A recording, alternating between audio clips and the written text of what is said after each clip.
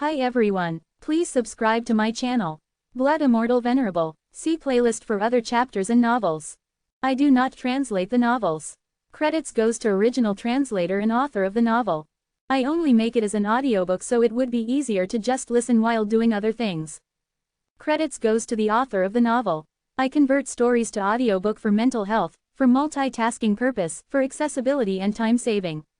Listening to audiobook is also beneficial for people who have disability. It improves our listening skills and improve our English comprehension, vocabulary and other things. So, thank you for listening. Thank you and thank you very much for your support. Chapter 201, The Explosion of the Weapon Refining Furnace. A tinkle echoed in the air before a black smoke billowed out of the weapon refining furnace. When the outer disciple looked back at the smoke, his face suddenly turned pale and he cried out, "Oh, Harrison. What's wrong? Is there a fire shortage?" If the fire was not enough to burn the material in the furnace would explode.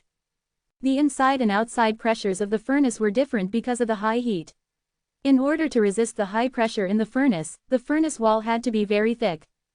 But it was clearly impossible to resist the high pressure by relying on thick furnace alone. Certain materials would have different reactions when put into the weapon refining furnace. These reactions must be handled accordingly. Thus, a weapon refiner had to be well experienced and resourceful to manage these reactions well. This was why even without proper training, a lad at half-step into the nature level like Evil Land could refine weapons far better than any disciples in Cloud Sect. If he had studied in Cloud Sect, he would have been able to refine not only top-grade mysterious weapons but also spiritual ones. Zen sensed that the disciple of the 17th court who was operating the weapon refining furnace was already panicking. It would be a big disaster if the furnace exploded. The weapon refining furnaces of Quenching Peak were expensive.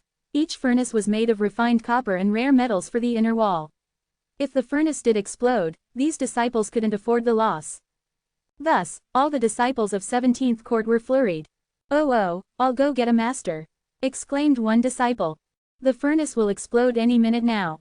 "It is too late to call master now," another shouted. Those disciples were fussing around like ants on a hot pan. "Harrison, try to use your life vitality to separate the sword embryo from other materials in the furnace," someone suggested to the disciple who was operating the weapon refining furnace. The disciple named Harrison replied, "I'm trying my best to do it, but the sword embryo is closely attached to other materials. There's nothing I can do to separate them." He poured life vitality from his hands into the furnace to feed fire continuously. He was already sweating from the heat of the furnace and the anxiousness he was feeling that moment. "Come on, Harrison, refuel," the disciples encouraged, but unfortunately, Harrison was already running out of fuel. Zen watched them without caring whether the furnace exploded or not. But he thought that in order to borrow their weapon refining furnace, he should help them out. If the furnace was broken, there was no way he could refine his sword. So without any second thought, Zen stepped forward to help. "What are you going to do?" The outer disciple who had previously stopped Zen saw the latter again coming towards the furnace. He got angry at the stubbornness of Zen, and thought to himself, "Why is this guy coming back again? Does he really want to be beaten up?" The disciple suddenly punched Zen out of fury. The disciples of Quenching Peak were mainly trained for weapon refinery, and not to cultivate strength. Thus, their strength in martial arts was worse than that of disciples of the 33 Peaks at Cloud Sect. In general, Quenching Peak was weaker than the Drizzle Peak.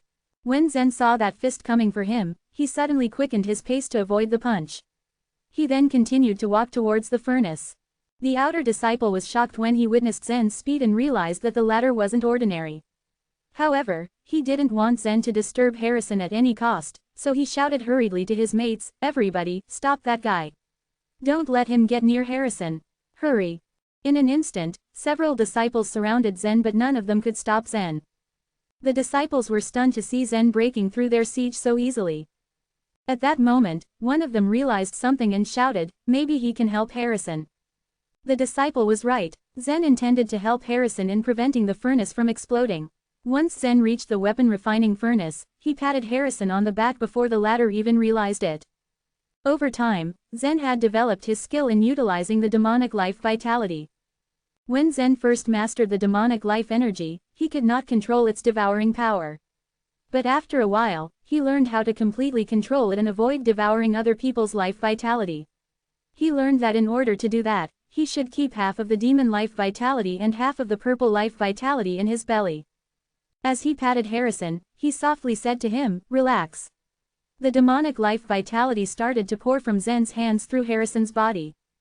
Harrison got nervous at first. He felt relieved when he realized Zen's intention. He didn't expect that a strange young man would help him in this way.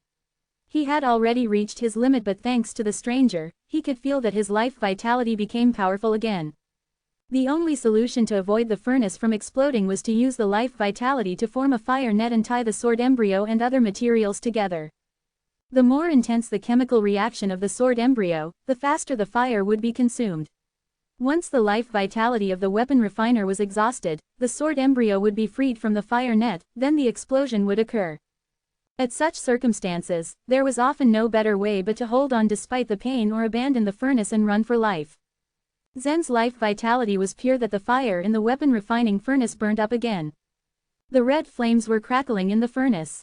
With Harrison constantly pouring the life vitality, the fire net was soon reinforced, and the sword embryo was firmly fixed in the fire net. The disciples of the 17th court were relieved when they saw the fire strengthened and the reaction in the furnace came to a slow standstill. They all looked at Zen with grateful eyes. But still, they were surprised to see that this outer disciple had marvelous strength that helped Harrison through the big difficulty. Harrison fed fire into the furnace for a long time, then gradually stopped when a burst of white smoke billowed out of the furnace, indicating that the weapon refining was in good condition. Before the furnace was opened, a weapon refiner would judge the success rate of refining based on the color of smoke that the furnace emitted. A pure black smoke indicated that the success rate was at 10% to 20%, or in other terms, poor. While the gray color indicated that the success rate was from 20 to 50%. On the other hand, a pure white smoke indicated that the impurities in the sword embryo and materials were burned sufficiently, and the success rate was above 80%. It was the first time for the disciples of the 17th court to refine top-grade mysterious weapon, so they were not confident on the success rate. They didn't mind the black or gray smoke if the furnace wouldn't explode. But they were ecstatic when they saw that the furnace emitted a pure white smoke. The disciples of the 17th court cheered noisily as the white smoke continued to rise from the furnace. They celebrated as their first attempt to refine a top-grade mysterious weapon succeeded. It was going to be big news at Quenching Peak, and the other disciples would envy them. Although the white smoke was not an assurance that the refining would be a success, it was a good start for them and enough to make them happy. With a satisfied smile on his face, Harrison sat on the ground and sighed of relief. They were able to save the situation of the furnace almost blowing up. He was grateful to have survived that life and death situation. But first, he must thank the person who helped him. So Harrison stood up and bowed to Zen. "Thank you so much for your help, my friend. If it weren't for you, the furnace would have blown up and we'd be in great trouble. My name is Harrison Shu, the eldest disciple of the 17th court." Zen returned the gesture by bowing and introduced himself. "I'm Zen Luo, the outer disciple of Drizzle Peak." After greeting each other, Harrison asked, "Did you come to Quenching Peak to refine a mysterious weapon?" He waited for Zen to respond, but when the latter wasn't saying a word, Harrison continued. "I haven't mastered the skill of weapon refining. As you can see, we're in the middle of making a top-grade mysterious weapon, but it almost ended in a furnace explosion. Fortunately, you're here to help us. But if you're looking to refine low and middle-grade mysterious weapons, we can help you to make one." Zen helped Harrison escape from the danger of a furnace explosion. And to show his gratitude, Harrison was willing to refine a mysterious weapon for Zen. But Zen wasn't looking to refine a mysterious or spiritual weapon. After considering Harrison's offer, he said, "I appreciate your kindness, Harrison. But I don't want to bother you. I'd just like to use your weapon refining furnace for a while." "What?" Harrison exclaimed, looking at Zen with suspicious eyes. "But you are neither a weapon refiner nor a disciple of Quenching Peak." Chapter 202, The Weapon Condensing Skill. It was the first time that an outer disciple of the Drizzle Peak came to the Quenching Peak to borrow the weapon refining furnace. Harrison heard about some gifted and talented disciples that not only practiced martial arts but also had great attainments in refining weapons. But most of those talented disciples came from the noble clans and had great family backgrounds. Moreover, the weapon refining furnaces used by the noble clans were more advanced than those used by the disciples on Quenching Peak. So how could it be that a disciple came to Quenching Peak to borrow the weapon refining furnace from them? "You heard me right. I want to borrow your weapon refining furnace for a while. But don't worry, I'm not going to use it to refine a weapon. I just want to condense a weapon, Zen explained in a calm tone. Harrison was even more confused after hearing Zen's explanation. From what Harrison could see, Zen wasn't a weapon refiner, so how could the latter be able to condense a weapon? Condensation was a process where a weapon refiner condensed his understanding of the heavenly law into a weapon. Only after the condensation could the weapon be graded. Therefore, condensation was considered the most important process in refining a weapon, as the amount of understanding of the heavenly law would determine the grade of a weapon. There was a common belief that a thing could not exist without a basis. If Zen wasn't a weapon refiner, how could he comprehend the heavenly law? And if he couldn't comprehend the heavenly law, how could he possibly condense a weapon? This was the reason why Harrison was confused about Zen's plan. But Harrison didn't see anything wrong in lending the weapon refining furnace to Zen for condensing a weapon. After all, condensing a weapon was less risky than refining one, and the first wouldn't result in the furnace explosion. Besides, whether Zen succeeded or not was none of Harrison's business. Moreover, Zen helped him earlier. If it wasn't for Zen, the weapon refining furnace could have exploded. After considering all of these, Harrison finally said to Zen, "If you just need to condense a weapon, I will gladly lend you the weapon refining furnace. But you need to wait until my top-grade mysterious weapon is condensed. It will take me some time to condense it, though." Zen smiled and replied, "I can wait. Take your time." With that, Zen turned and stood aside.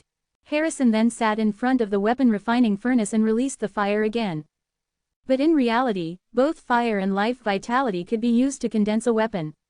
The weapon refiner only needed to pour the life vitality into the weapon according to his own understanding of heavenly law to complete the process of condensation. It was not good for condensation if the applied heat was too high. After all, there was a volcanic branch connected at the bottom of the weapon refining furnace. The said volcano continuously provided temperature to the furnace by the underground lava, so the temperature in the furnace wouldn't be too low even if there was no fire released in it.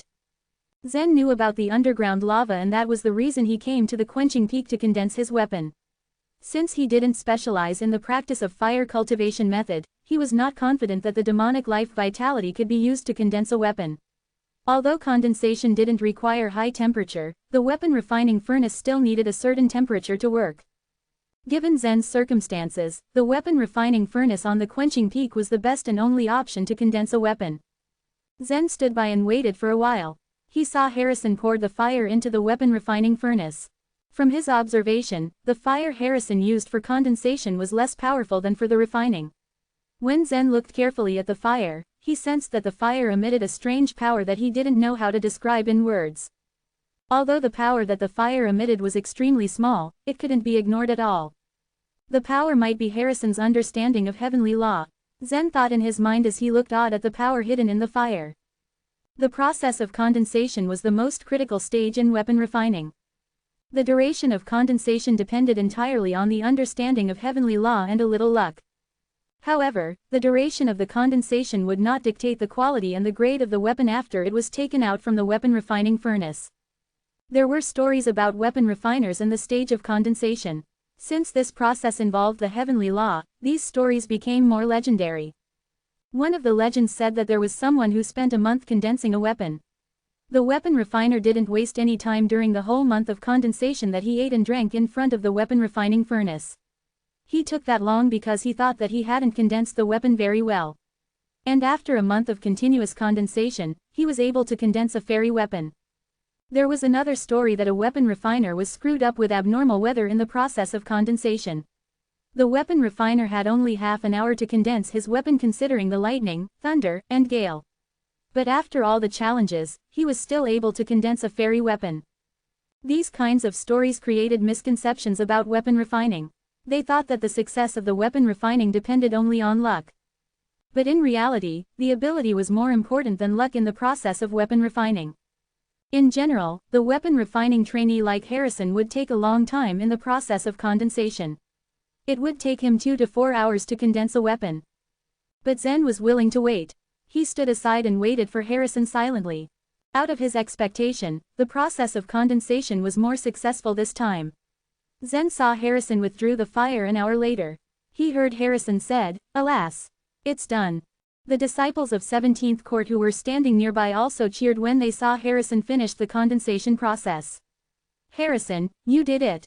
Come on, let's open the weapon refining furnace and look at the first top-grade mysterious weapon of our 17th Court. Someone said in an excited tone. Harrison walked towards the weapon refining furnace and took off its lid. Right now, the temperature in the furnace was quite high, so he had to condense a fire on his arm to protect himself from being burned in the high temperature of the furnace. When Harrison retracted his hand from the furnace, he was finally holding a sword in his hand. The silver sword was shining, and it glittered under the ray of the sun. It's an actual top-grade mysterious weapon. I'd like to name this sword the Water-Seeking Sword, Harrison said as he took the sword in his hand and looked at it carefully. His junior fellow disciples rushed to him like a swarm of bees trying to get a look at the top-grade mysterious weapon.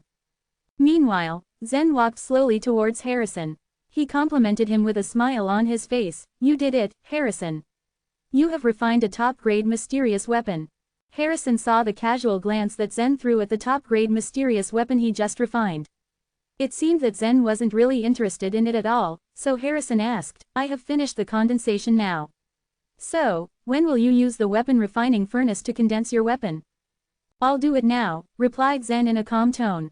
Harrison stood aside and stretched out his hand, gesturing for Zen to take over the furnace. Take all the time you need. Harrison was also curious about what Zen was about to do. He wanted to know what kind of weapon a non-weapon refiner could condense. Zen tapped his space ring gently and took a sword out of it. Harrison and other disciples of the 17th Court were surprised at the sight of Zen's sword. As for weapon refiners, they had good eyes for any weapon that they saw. The sword in Zen's hand wasn't a common weapon although it hadn't been condensed. They knew the sword must be a masterpiece from a master of weapon refiner when they looked at it. Just as Zen was about to put the sword into the weapon refining furnace, Harrison stretched out his hand again and stopped him. Zen, this sword in your hand is of extraordinary quality. If you ask a master of weapon refiner to condense it, you can get a top-grade spiritual weapon out of it. What Harrison was trying to say was that Zen shouldn't condense this sword himself. The latter wasn't a weapon refiner, so Harrison was afraid that he could just destroy the extraordinary sword if he condensed it himself. Since Zen had the ability to acquire such an extraordinary sword, Harrison thought that he could also afford a weapon refiner. A qualified weapon refiner could do the trick and condense a top-grade spiritual weapon. Just the thought made Harrison excited. But Zen shook his head. He didn't want to waste his time and energy to ask someone just to condense the sword for him. If he wanted a top-grade spiritual weapon, he could just buy it. Moreover, he had the chance to get a top-grade spiritual weapon in the treasure house of White Emperor City. But he let that chance pass by and just chose 2 crystals instead. The reason he wanted to do it himself was to condense a fairy weapon with the use of the heavenly essence. Harrison, I appreciate your thoughtfulness. But I have to try it myself.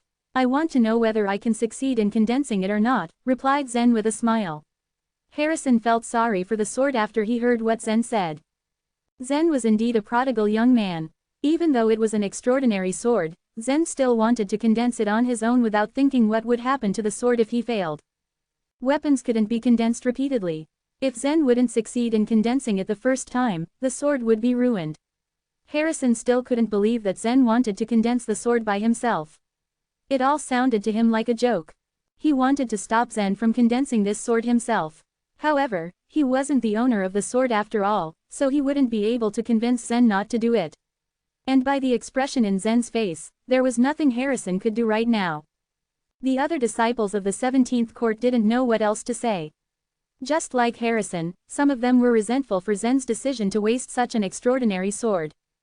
Zen just ignored the pitiful and angry looks of the disciples around him and put the sword in the weapon refining furnace. Zen, don't you need the fire to protect yourself from burning? Harrison inquired in confusion. Harrison found another peculiarity of Zen. He noticed that Zen didn't get burned even if he put his hands in the furnace without any protection. Oh, the temperature in this furnace is not too high, so I don't need to protect my arm with the fire, Zen replied and smiled. Harrison was suddenly at loss for words. Although he knew Zen was a man of great power when he delivered the life vitality to help him earlier, he didn't expect that Zen could stand such high temperature. There was underground lava connected at the bottom of the weapon refining furnace, and he just condensed a weapon with the fire in it. How could it be possible that the temperature in the furnace wasn't too high? The temperature was so high in the furnace right now that it might take only 2 seconds to make a pig roast if you threw one in it. But Zen's arms weren't burned after he put the sword inside the furnace. There wasn't even a scratch on his arms. How was it even possible? Chapter 203, Condensation. After putting the treasured sword into the weapon refining furnace, Zen closed the furnace's door casually. Then he went to the seat, where Harrison refined the weapon a few moments earlier. It faced the weapon refining furnace's burner. After Zen took his seat, the demonic life vitality appeared in his hand. The demonic life vitality wrapped up around his hand within seconds. The heavenly essence was a big deal. He let Worth help him sell it at auction because he trusted Worth, and also honestly, other than Worth, he didn't have any better person to help him sell the heavenly essence. However, he also didn't want anybody but Worth and himself to know that he had the heavenly essence. So owing to these conditions, Worth seemed like the only option. Of course, there was no way Zen would let the disciples in the 17th court before his eyes discover anything. In order to meet the purpose, Zen had to do something about it. The demonic life vitality's color was a deep brooding dark purple. He made the demonic life vitality wrap up around his hand with the space ring and then took out the heavenly essence from the ring. The heavenly essence was mixed in the demonic life vitality and couldn't be spotted from outside. After preparing everything in order, Zen pushed the demonic life vitality to shoot at the weapon refining furnace's burner, and the heavenly essence was wrapped in the demonic life vitality. He couldn't make it all perfect, so the real masters would find out. However, Zen believed that the disciples in the 17th court couldn't perceive it.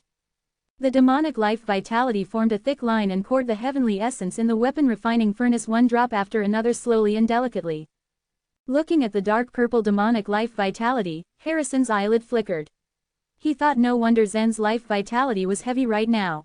The dark purple life vitality was actually unusual. Zen was only at grade 1 of the nature level, but his strength couldn't be belittled and was immense. Even though the dark purple demonic life vitality was special, it was useless to refine the weapon. Harrison saw very clearly that there was no heavenly law in the life vitality. In fact, Zen didn't even understand the heavenly law.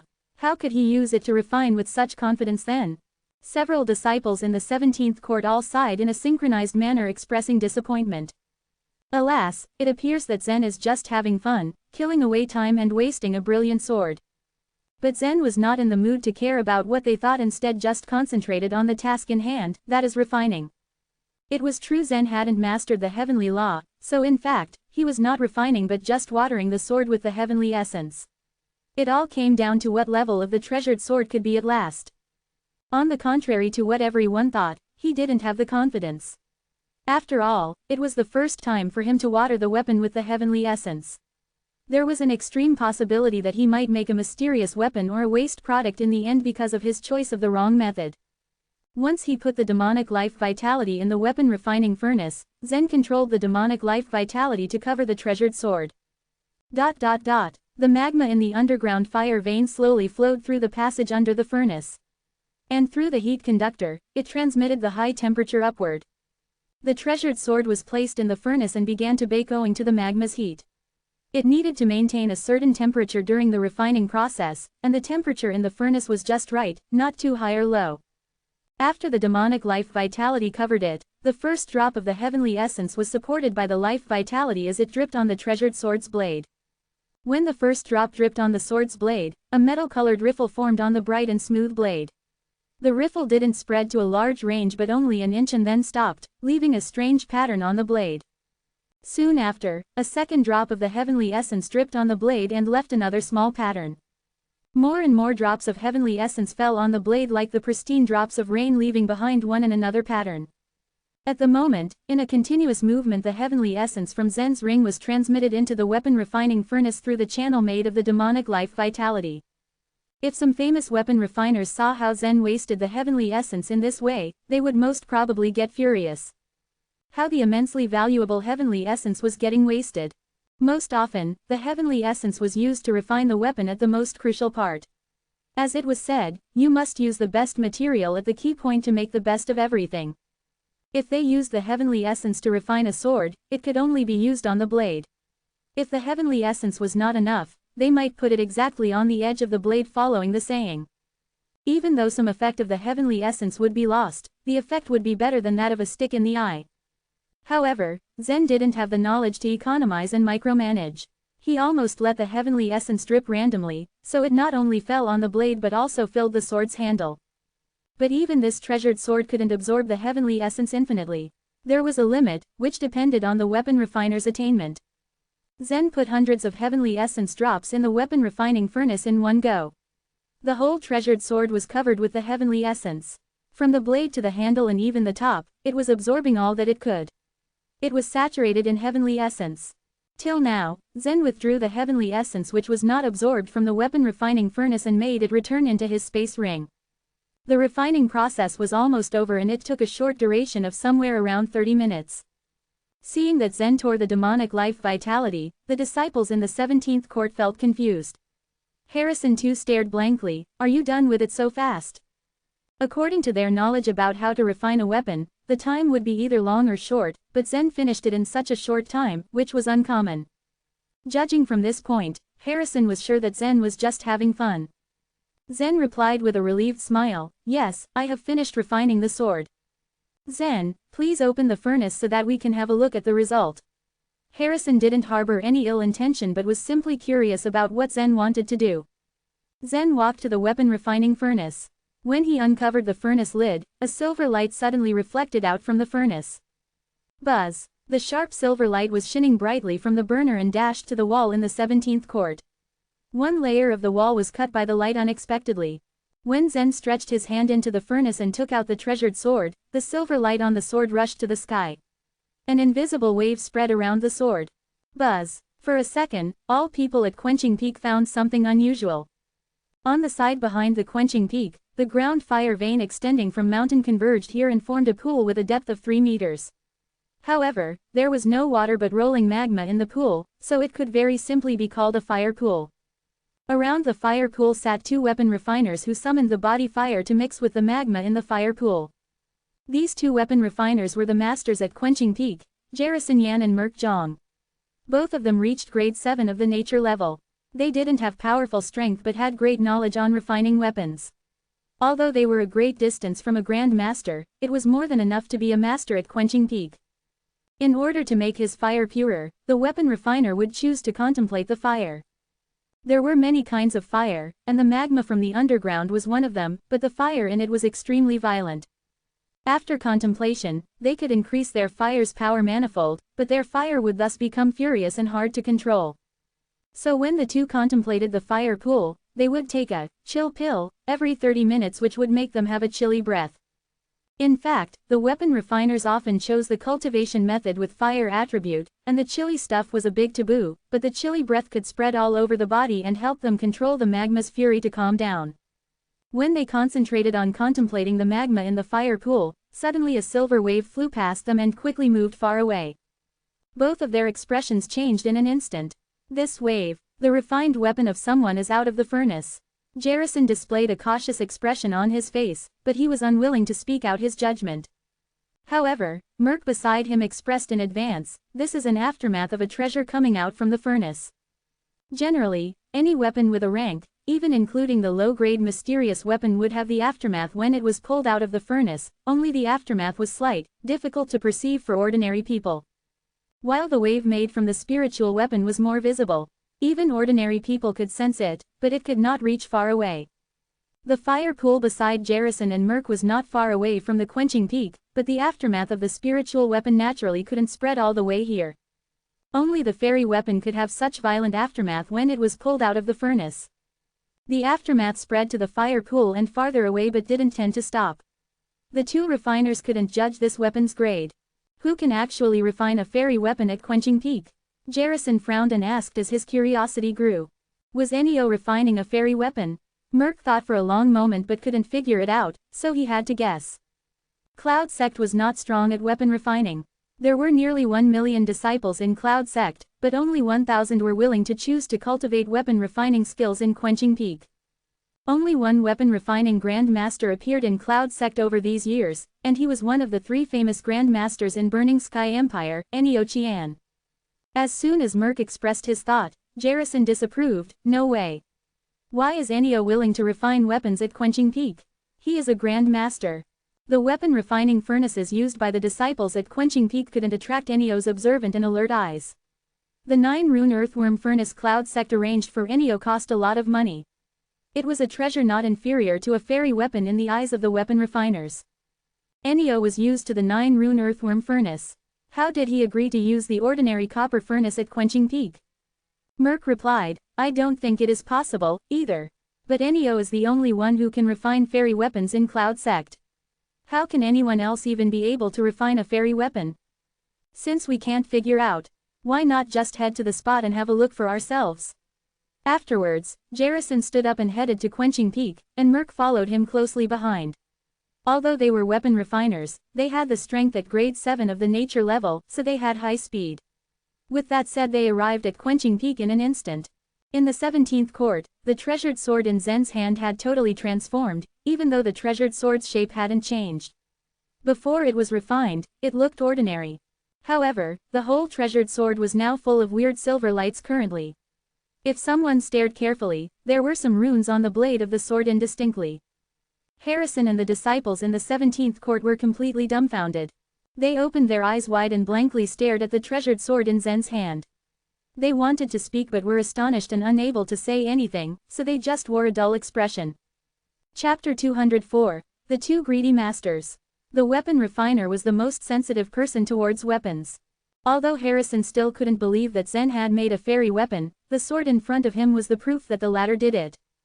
Zen held the sword's hilt and gently brandished it around. Then a satisfied smile crossed his face. Zen noticed a texture at the bottom of the sword that looked more complex and beautifully shaped than the spiritual textures on his body. The more he looked at it, the more he realized that it wasn't a spiritual texture but a fairy texture. The sword bore a fairy texture, and that could only mean that it was indeed a fairy weapon. After wielding it, Zen suddenly turned and thrust the sword diagonally upward. Shoop! A beam of bright silver light rushed out from the point of the sword. It was so sharp that it pierced the eaves on its way. The eaves at Quenching Peak were made of steel. But now, the ray of light from the sharp sword left a hole in the eaves just as if they were made of mud. The damage was made from the power of the sword. Zen didn't even have to use his demonic life vitality. This sword didn't have a name before it was finished. Now that I ultimately condensed it, I will give it a name, Zen pondered. Because of its powerful light, I'll just call it Streamer. The sword in his hand suddenly gave a wave of tremor when he thought of this name. Zen looked curiously at the streamer sword. It was said that a part of the magic weapon's consciousness would gradually awaken when it became powerful enough. Although it could not communicate with its owner directly, it could create some connection with the owner. It was the link between the sword intent and its owner's consciousness. After the awakening of the sword intent, it would condense into a sword beast. Then the sword would finally be its owner's incarnation. However, whether this sword could form into a sword beast was something that Zen wouldn't be able to know just now, so he shrugged off the idea for the time being. What had just happened caused quite a stir, drawing all the disciples at Quenching Peak. These disciples in black or white robes all huddled at the gate of the 17th court, stretching their heads to try to peer in. They were curious about who was the weapon refiner that had caused such a stir in the 17th court. No sooner than that, the gate of the 17th court became overcrowded. From not so far away, two figures suddenly sprinted and then firmly stopped by the gate. The two men came from the fire pool and were known by the names of Jarrison and Merc. When they saw the crowd at the gate of the 17th court, they immediately realized that the wave was from here. This saved them the trouble of going door to door. Seeing their masters had arrived, the disciples that gathered at the gate of the 17th court all made way for them. Who was refining the weapon? Merc asked before entering through the gate. But Jarrison's eyes were much sharper. As soon as he got into the 17th court, he glanced around and found Zen with the sword in his hands. When Harrison heard Merc's question, he quickly came up to Merc and bowed obediently. Master Zhang, it was me. It was you. Harrison's reply led Merc to think that it was Harrison who condensed the fairy weapon that caused such a great wave. There were not many disciples at Quenching Peak and Merc knew every disciple very well. Harrison had some talent, and through hard work, he could become a good weapon refiner. However, his limited talent allowed him to refine medium-grade spiritual weapons at most. If he was painstaking with weapon refining and could luckily get some insights into this art, he might be able to be an outstanding weapon refiner and refine top-grade spiritual weapons. Yet, Harrison was never meant to be a guru of weapon refining. He didn't have even the slightest chance of it. So, how could he forge a fairy weapon? Thus, Merc couldn't believe that it was Harrison at all. But when he looked at Harrison's calm and cautious face, he didn't see a slight hint of a lie in him. This made Merc a little confused for a moment. But Jarrison was quite calmer than Merc and couldn't be fooled easily. What weapon have you just worked out? Is it the sword that young man holds? Jarrison inquired. Harrison then realized that Merc had misunderstood him. He waved his hand hurriedly and said, Master Zhang, I think you misunderstood what I was saying. That sword wasn't created by me. I just made a top-grade mysterious weapon together with the other disciples of 17th Court. And that young man is Zen, a disciple from Drizzle Peak. He was not forging a weapon but condensing the sword. So he condensed out a fairy weapon? Jarrison questioned further. Yes, Harrison answered with a nod. His quick answer silenced Merc and Jarrison momentarily. The two masters were shocked. The disciples of the 33 Peaks all focused on practicing martial arts and had no clue about the way of weapon refining. But incredibly, this young man in front of them had just condensed out a fairy weapon. During the years of studying the craft of weapon refining, the two of them had never heard of a non-weapon refiner condensing out a fairy weapon. They thought it was impossible and against common sense. To confirm Harrison's claim, Jarrison walked over to Zen and asked, Did you truly condense this sword? You mean streamer? Zen raised his sword with a smile. Yes, I did. When Zen admitted it without hesitation, Jarrison gaped and his mind started to cloud with numerous questions. He couldn't resist asking, How did you do it? Zen sheathed his streamer sword and replied, That I can't tell you. Jarrison knew that he crossed the line by asking that question. Both body refiners and weapon refiners had their own secrets. No one would be so foolish to share secrets of refining methods with others. Therefore, it was an absolute taboo to ask others for their secrets. If it was Enio refining weapons here, Jarrison would by no means ask him that question. It was because Jarrison subconsciously regarded Zen as a junior. Zen was just a teenager. He was one of the Cloud Sect's outer disciples who was just at his first grade of nature level. Jarrison, on the other hand, was the sect's master. Being the master of the Quenching Peak, he possessed a higher position than Zen. Zen's reluctance to answer his question made Jarrison a bit resentful, especially that the young man was holding that fairy sword. In Jarrison's view, it was a waste for an outer disciple to use a fairy weapon. The human heart was changeable and complex. Jarrison, who was only curious about the fairy weapon just now, suddenly had the greed for the sword. He quietly looked into Merc's eyes and was satisfied to see that Merc's eyes were also twinkling with greed. In their eyes, Zen was like a kid with a treasure that they could easily snatch out of his hands. He should have the amazing secret about weapon refining. Jarrison and Merc would literally have a meteoric rise if they could get Zen's fairy weapon and methods. They would no longer need to stay in Quenching Peak to teach a bunch of hopeless disciples. If they could take away Zen's secret, they were likely to become the new gurus of weapon refining. They could become as prominent as Enio. The children of the noble clans became the inner disciples as soon as they entered the Cloud Sect. While Zen was clearly an outer disciple, which they knew from the white robe he was wearing. And judging from his looks, Jarrison already knew that Zen came from the grassroots. Moreover, Zen didn't even have a furnace for weapon refining and had to borrow a copper furnace from Quenching Peak. It was hard to stop an evil thought once it had started. Jarrison grinned, and asked, Oh, you're Drizzle Peak's disciple. What's your name again? I'm Zen Luo, Zen answered lightly. Well, Zen, since you condensed out such an astonishing weapon in our Quenching Peak, we have to record it. May I have a word with you? Jarrison whispered. Oh, Zen raised his eyebrows slightly and then nodded in agreement. Sure, he said. Zen ostensibly agreed to his request, but he knew that something wasn't right. He could clearly see that the two men were lusting for his sword. Jarrison and Merc made no secret of their evil intentions. In their opinion, as the masters of Quenching Peak, the whole peak was their territory. And being an outer disciple from another peak, Zen could not absolutely refuse their request. And if it hadn't been for the other disciples around, they would have already shown their ferocity. A fairy weapon and the way to condense it, both of them could drive any weapon refiner mad. Jarrison and Merc thought they had fooled Zen already. But little did they know that Zen didn't take them seriously. The two men were both at the 7th grade of nature level. On the same level, the weapon refiners were weaker than the body refiners. Thus, the two were no match for Zen. If they did show some malevolence toward Zen, the young man wouldn't mind giving them a severe lecture. It was a good way to test the power of his newly condensed streamer sword. Now that Zen has agreed to my request, it will be much easier to accomplish my goals, Jarrison muttered in his heart. He was highly delighted, wondering if Zen was really a fool. Of course, it was better for him if he had really fooled Zen. He hoped that Zen would surrender his fairy weapon and the weapon refining method. That way, they could both spare him the trouble. Get out of our way. Move, Jarrison cried and waved at the disciples at the door to make them leave the 17th court. Stop watching. When the disciples had finally all left, he said to Zen, Zen, come with me. Then Jarrison took the lead, followed by Zen, and then Merc walked right behind them. The two deliberately sandwiched Zen in between them, afraid that the fool would try to run away. But they felt it was unnecessary. How could a disciple at the first grade of nature level escape from both of them? They made up their minds that if Zen didn't hand over his fairy weapon and weapon refining method, they would never allow him to leave Quenching Peak. Zen then found himself led by Jarrison into a yard. Chapter 205, Basic Swordsmanship. This was the courtyard where masters could rest. As such, it was a quiet haven, away from people and distractions. On entering the courtyard, Jarrison's eyes were drawn immediately to the sheathed sword that Zen clutched. Generally, if a sword was sheathed, there was no aura emitting from it.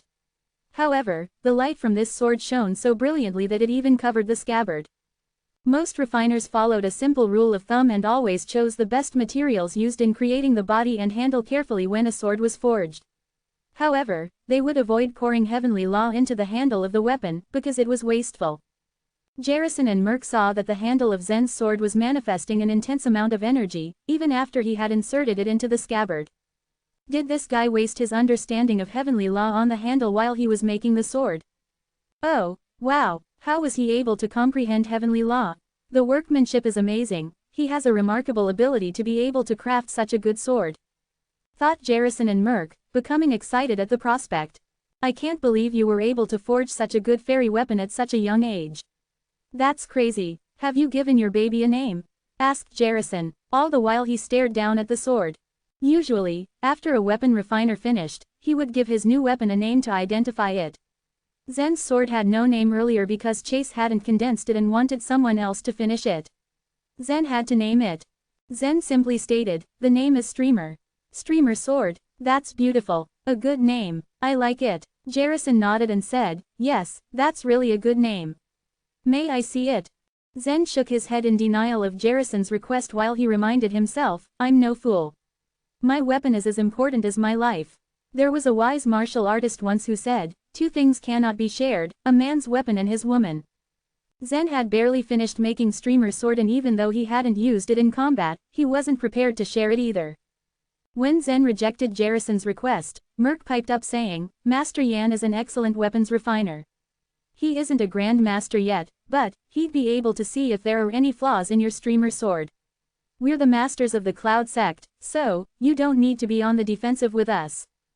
Zen still shook his head, but smiled as he spoke. By the way, Master Yan was just telling me that he'd take me to make the record. So, where do I record it? I will work with you, if that's how it's done, but, if not, I'll go first. All the two men were thinking about was how they'd be able to grab Zen's sword. They were so eager to possess the fairy weapon in Zen's hand, that both of them were ready to risk killing him, thinking his fairy weapon was well worth it. They were in charge at Quenching Peak, and although the disciples would know about it, none of them would mention it as long as they had saved it properly. Of course, yes, you will need to do that. However, first, I have a question for you. How did you fashion your fairy weapon? Asked Merc, who unlike Jarrison, was blunt. It appeared Zen appreciated Merc's directness, and he replied immediately, I just told you that I wasn't able to answer your question. I'm afraid that's not acceptable. Since you're a disciple of the Cloud sect, you're required to tell us your methods. Especially, any new discoveries, techniques, or secrets. If you fail to, you won't be permitted to continue with your cultivations, Jarrison said. Despite his grandiose words, Zen knew his evil mind. That doesn't sound right. Why do I need to share my method with you, if I made the weapon alone? That doesn't sound reasonable, said Zen, feigning naivety while there was sarcasm in his heart as he thought, I can see the true colors of both of you now. Jarrison smiled as he bobbed his head and said, oh, yes, you have to. Why else would we have so much manpower and use the amount of materials to train our outer disciples? And, what happens if I don't? Asked Zen. In reaction to what Zen asked, a flame suddenly burst from the palm of Merc's hand, and smiling wickedly, he said, "You won't leave Quenching Peak alive, if you don't tell us." As Zen glanced at the flame dancing on Merc's hand, the smile on Zen's face was slowly replaced by a sinister look. "Oh, is that so? Are the two of you sure you can defeat me on your own? After all, you are only at 7th grade of the nature level. Since you've decided to threaten me, I'll show you Streamer Sword's power." Pulling the sword slowly out of its scabbard as he finished talking, Zen held it out, with the tip of Steamer's sword aimed at the two of them. There was a look of serenity on Zen's face, as though he didn't care that he was facing off against two masters. Zen's bold actions shocked Merc and Jarrison, and they stood there wondering, what is he talking about? Only at the 7th grade of the nature level. After all, we're better than him, since he's only at the 1st grade of nature level. How could he dare look down on us? Ha ha, Drizzle Peak is the worst peak of all Cloud Sect's peaks, but they've cultivated quite an arrogant disciple. You are barely at the 1st grade of nature level, and yet you look down on us. That's hilarious. Jarrison smiled as he extended his hand, and a purple flame appeared from his palm. Each weapons refiner had his own unique flame. The one dancing over Merc's hand was pink, and was as delicate as a peach blossom. Although the flame might seem weak, it actually held incredibly hot, destructive power. Jarrison had a tiny strand of dark purple flame jumping around on his palm. Although the dark purple flame wasn't as strong as Merc's pink flame, it had a distinctive characteristic: the flame wouldn't be extinguished. Specifically, the purple flame could set nearly everything in the world ablaze, even if it were on the surface of the water, giving it the appearance of being indestructible. However, it wasn't a true immortal flame since a weapon refiner of his grade wouldn't be able to possess one. It seemed Merc had no intention of letting the matter drop as he threatened, "You'd be wise to tell me the secrets of making the weapon and give me your sword, or you'll be nothing more than ashes when my flame finishes with you." Strands of demonic life vitality rose from deep under Zen's skin, amassing on his hands. As it grew, the demonic life vitality spread across his hands, engulfing the streamer sword. Zen became amazingly powerful, as demonic life vitality imbued with fairy weapon energy coursed through him. "Have you forgotten your masters at the Cloud Sect? Shame on you for acting in such a manner. Since I came to Quenching Peak and made a fairy weapon, you must realize I'm not afraid to face you. Didn't that cross your minds?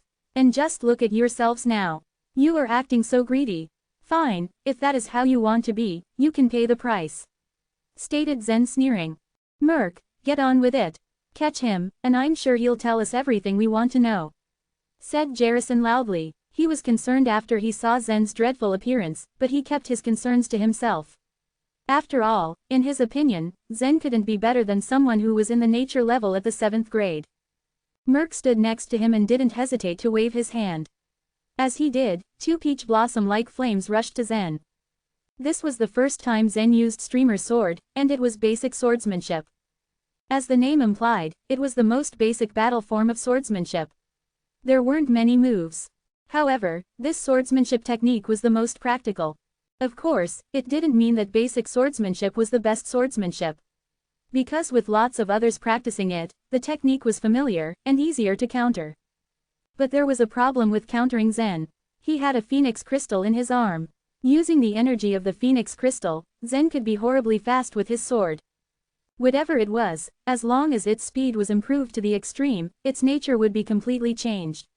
For example, the leaves and flowers could also hurt people if they fell at an extreme speed.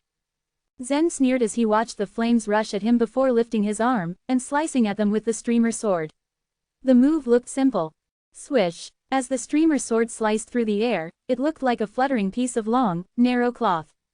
The point of the sword plunged through the flames with demonic life vitality poured in little by little. The two flying flames changed, transforming from pink to a light purple and then to dark purple. The fire produced by a weapon refiner was actually a kind of life vitality. By turning life vitality into fire through meditation, they refined weapons. Demonic life vitality devoured the flames easily, just like it did to the opponent's life vitality before. By the time the two flames reached Zen, they were completely engulfed and transformed by demonic life vitality. Zen moved his fingers, gently, and the two dark purple fires jumped to his hand. He smirked and said, "Were you going to burn my body to ashes with this?" Since Zen's body was like a spiritual weapon, he wasn't in the least afraid of burning. Basically, he was a natural enemy to martial artists who practiced cultivation methods with fire attribute. Besides, their fire was used to make weapons, and not kill enemies, so its power was much worse than that of other martial artists who were practicing fire cultivation methods. Merc was shocked that Zen could take his fire away, and as Jarrison watched, a grim look spread across his face too. The saints of the Cloud sect had been shocked at Zen's bizarre skills. Hence, it was natural that these two weapon refiners who couldn't be compared to those saints at all would feel astonished. They were wondering, what's with the dark purple life vitality in Zen's hand? Realizing Zen was a tough nut to crack, Jarrison reacted faster than Merc, and he knew he'd have to take Zen on himself. He thought he'd be able to beat Zen, considering that Zen's grade was so much lower than his. As Zen finished speaking, Jarrison's purple fire became a thread and darted at Zen. As Jarrison's fire thread shot at Zen, he stood his ground, unflinchingly. When the flame was close to him, Zen's demonic life vitality leapt over the short distance and devoured it. He could have ended things with just his demonic life vitality, but he'd just gotten the steamer sword today, and he couldn't help but want to use it. Therefore, instead of allowing the purple flame to be devoured by demonic life vitality, he rushed at Jarrison with steamer sword arched and ready to strike. Basic swordsmanship chop. There were 17 basic swordsmanship moves. Chop, the most common move, made by the sword cutting from top to down. As soon as he executed the move, he lifted his sword again. The two moves seemed ordinary, but with Zen's quick moves, he'd instantly cut through all the fire threads, leaving tiny slivers. Of course, he couldn't kill the fire thread. After all, it wasn't an entity, and could grow back again. Zen had a fairy weapon in his hand. Even if he couldn't use its true power, every move of his sword could extinguish another layer of the flames. In light of Zen's attack, Jarrison's fire thread was cut down by Streamer's sword like a bamboo branch, until it disappeared. Chapter 206. Look out for yourselves. Jarrison and Merc glanced at each other when they saw that their fires were of no avail when it came to threatening and defeating Zen. Until now, they had been unafraid, but this realization seemed to bring some tinge of fear in their eyes. Perhaps they really were wrong. They shouldn't have treated Zen as an ordinary outer disciple.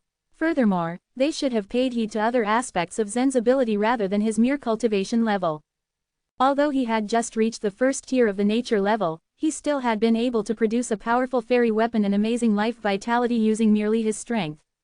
Clearly, Zen was no ordinary person and they had miscalculated. To be frank, both Jarrison and Merc had been completely dominated by avarice just now. As a result, they had not taken several factors into account which affected the situation they were in. Perhaps that was one of the reasons why Zen had so easily counterattacked against both of their assaults. It was only after they had pondered over their entire battle that they were coming to the realization that they might have been wrong. Zen wasn't an ordinary target and they shouldn't have underestimated his powers. Oh, well, the damage was already done now. No matter how much they regretted their rash decision to lay their hands on Zen without proper tactics, the situation was irreparable. Since they had chosen to battle Zen, their regret was useless and meaningless now. In addition, Jarrison and Merc hadn't given their best while fighting Zen. So they were thinking that Zen would lose if they started to strain every nerve in their battle. Apart from getting themselves a fairy weapon directly, more importantly, they also had a chance to force Zen to reveal his secret on producing one once they defeated him. As the saying goes, fortune and wealth are achieved through risks. To transcend himself and occupy the position he yearned for, one had to face a considerable amount of risks. And right now, both Jarrison and Merc thought that the risks they faced were worth taking. Merc, don't be lenient. Jarrison warned his ally. His eyes were fixed on Zen as though he were a hawk. Suddenly, he took a spear out of his space ring. Along with that, a glimmer of bloody light was flashing on its tip, and two spiritual textures were imprinted upon it. This spear was a medium-grade spiritual weapon, named Beacon Spear. For Jarrison, this was his most satisfactory masterpiece. At the same time, Merc brought a ghostly machete out of his space ring, on which two spiritual textures were inscribed. Just like the spear, this ghostly machete was also a medium-grade spiritual weapon. In general, warriors who were not born in big noble clans could hardly have their own superior weapons. Although both Jarrison and Merc were not from big noble clans, they definitely didn't lack money since they were weapon refiners. What was more, both of their spiritual weapons had been refined by themselves. Zen stood with his hands clasped behind his back, his sword standing in front of his chest like a crouching dragon. His cold eyes were fixed on both of them. As Jarrison kneaded his spear, it trembled intensely and wisps of purple fire surged into its pike. Then, the purple fire spread along the textures it had imprinted on till its tip. At last, the fire jetted out of one side of the pike tip. The purple fire spurted out on a non-stop basis as if it were a tassel of the pike. Right beside him, Merc was wielding his ghostly machete, which had been refined with heretic techniques. As he was brandishing his machete, utter dreary cries and howls were heard from over the sky. It sounded rather miserable and terrible. And at that moment, Jarrison and Merc did not hesitate at all. They directly besieged Zen, one from the left and one from the right. Even though they were weapon refiners, they had been staying in Cloud Sect for several years now. Their achievements in martial arts were not as great as their attainments in weapon refinement, but the gap between the two wasn't that immense. Purple dragon circling around the sun. Jarrison's spear, which was pointed directly at Zen, shivered. Soon afterwards, the entire spear bent itself into a bow and suddenly, without warning, it shot abruptly like an arrow towards Zen. In very simple words, this was a mighty assault. Ferocious ghost engulfing the heaven. While Jarrison used the spear he was proud of, Merc, on the other hand, wielded his machete over the sky. As he chopped towards Zen, the giant knife in his hand emitted a streak of light from its end. Somehow, it was bright but black. With his chop, an ambient sound much like the whistle of ferocious winds was heard. It was followed by a long, desperate wail, like that of a ghost or a wolf in pain. The attacks that Zen faced were enormous and, to be frank, rather extravagant compared to his response. In face of the two men, he gently moved back a couple of steps. It was Jarrison's beacon spear that reached Zen's chest first, beating Merc's machete. Noticing it getting closer, Zen simply stepped sideways and easily dodged away. If it were anyone else, he would have been impaled on the tip of the spear, and if not, he would have been burnt alive at the very moment that he dodged. A streak of light abruptly left the tip of the spear and directly dashed towards Zen's chest. At the sight of this, Zen simply gave a sneer. Without any sign of worry or fear on his face, he slightly and gently swept the streamer sword in front of his chest, thereby blocking the light that the spear had emitted with its blade.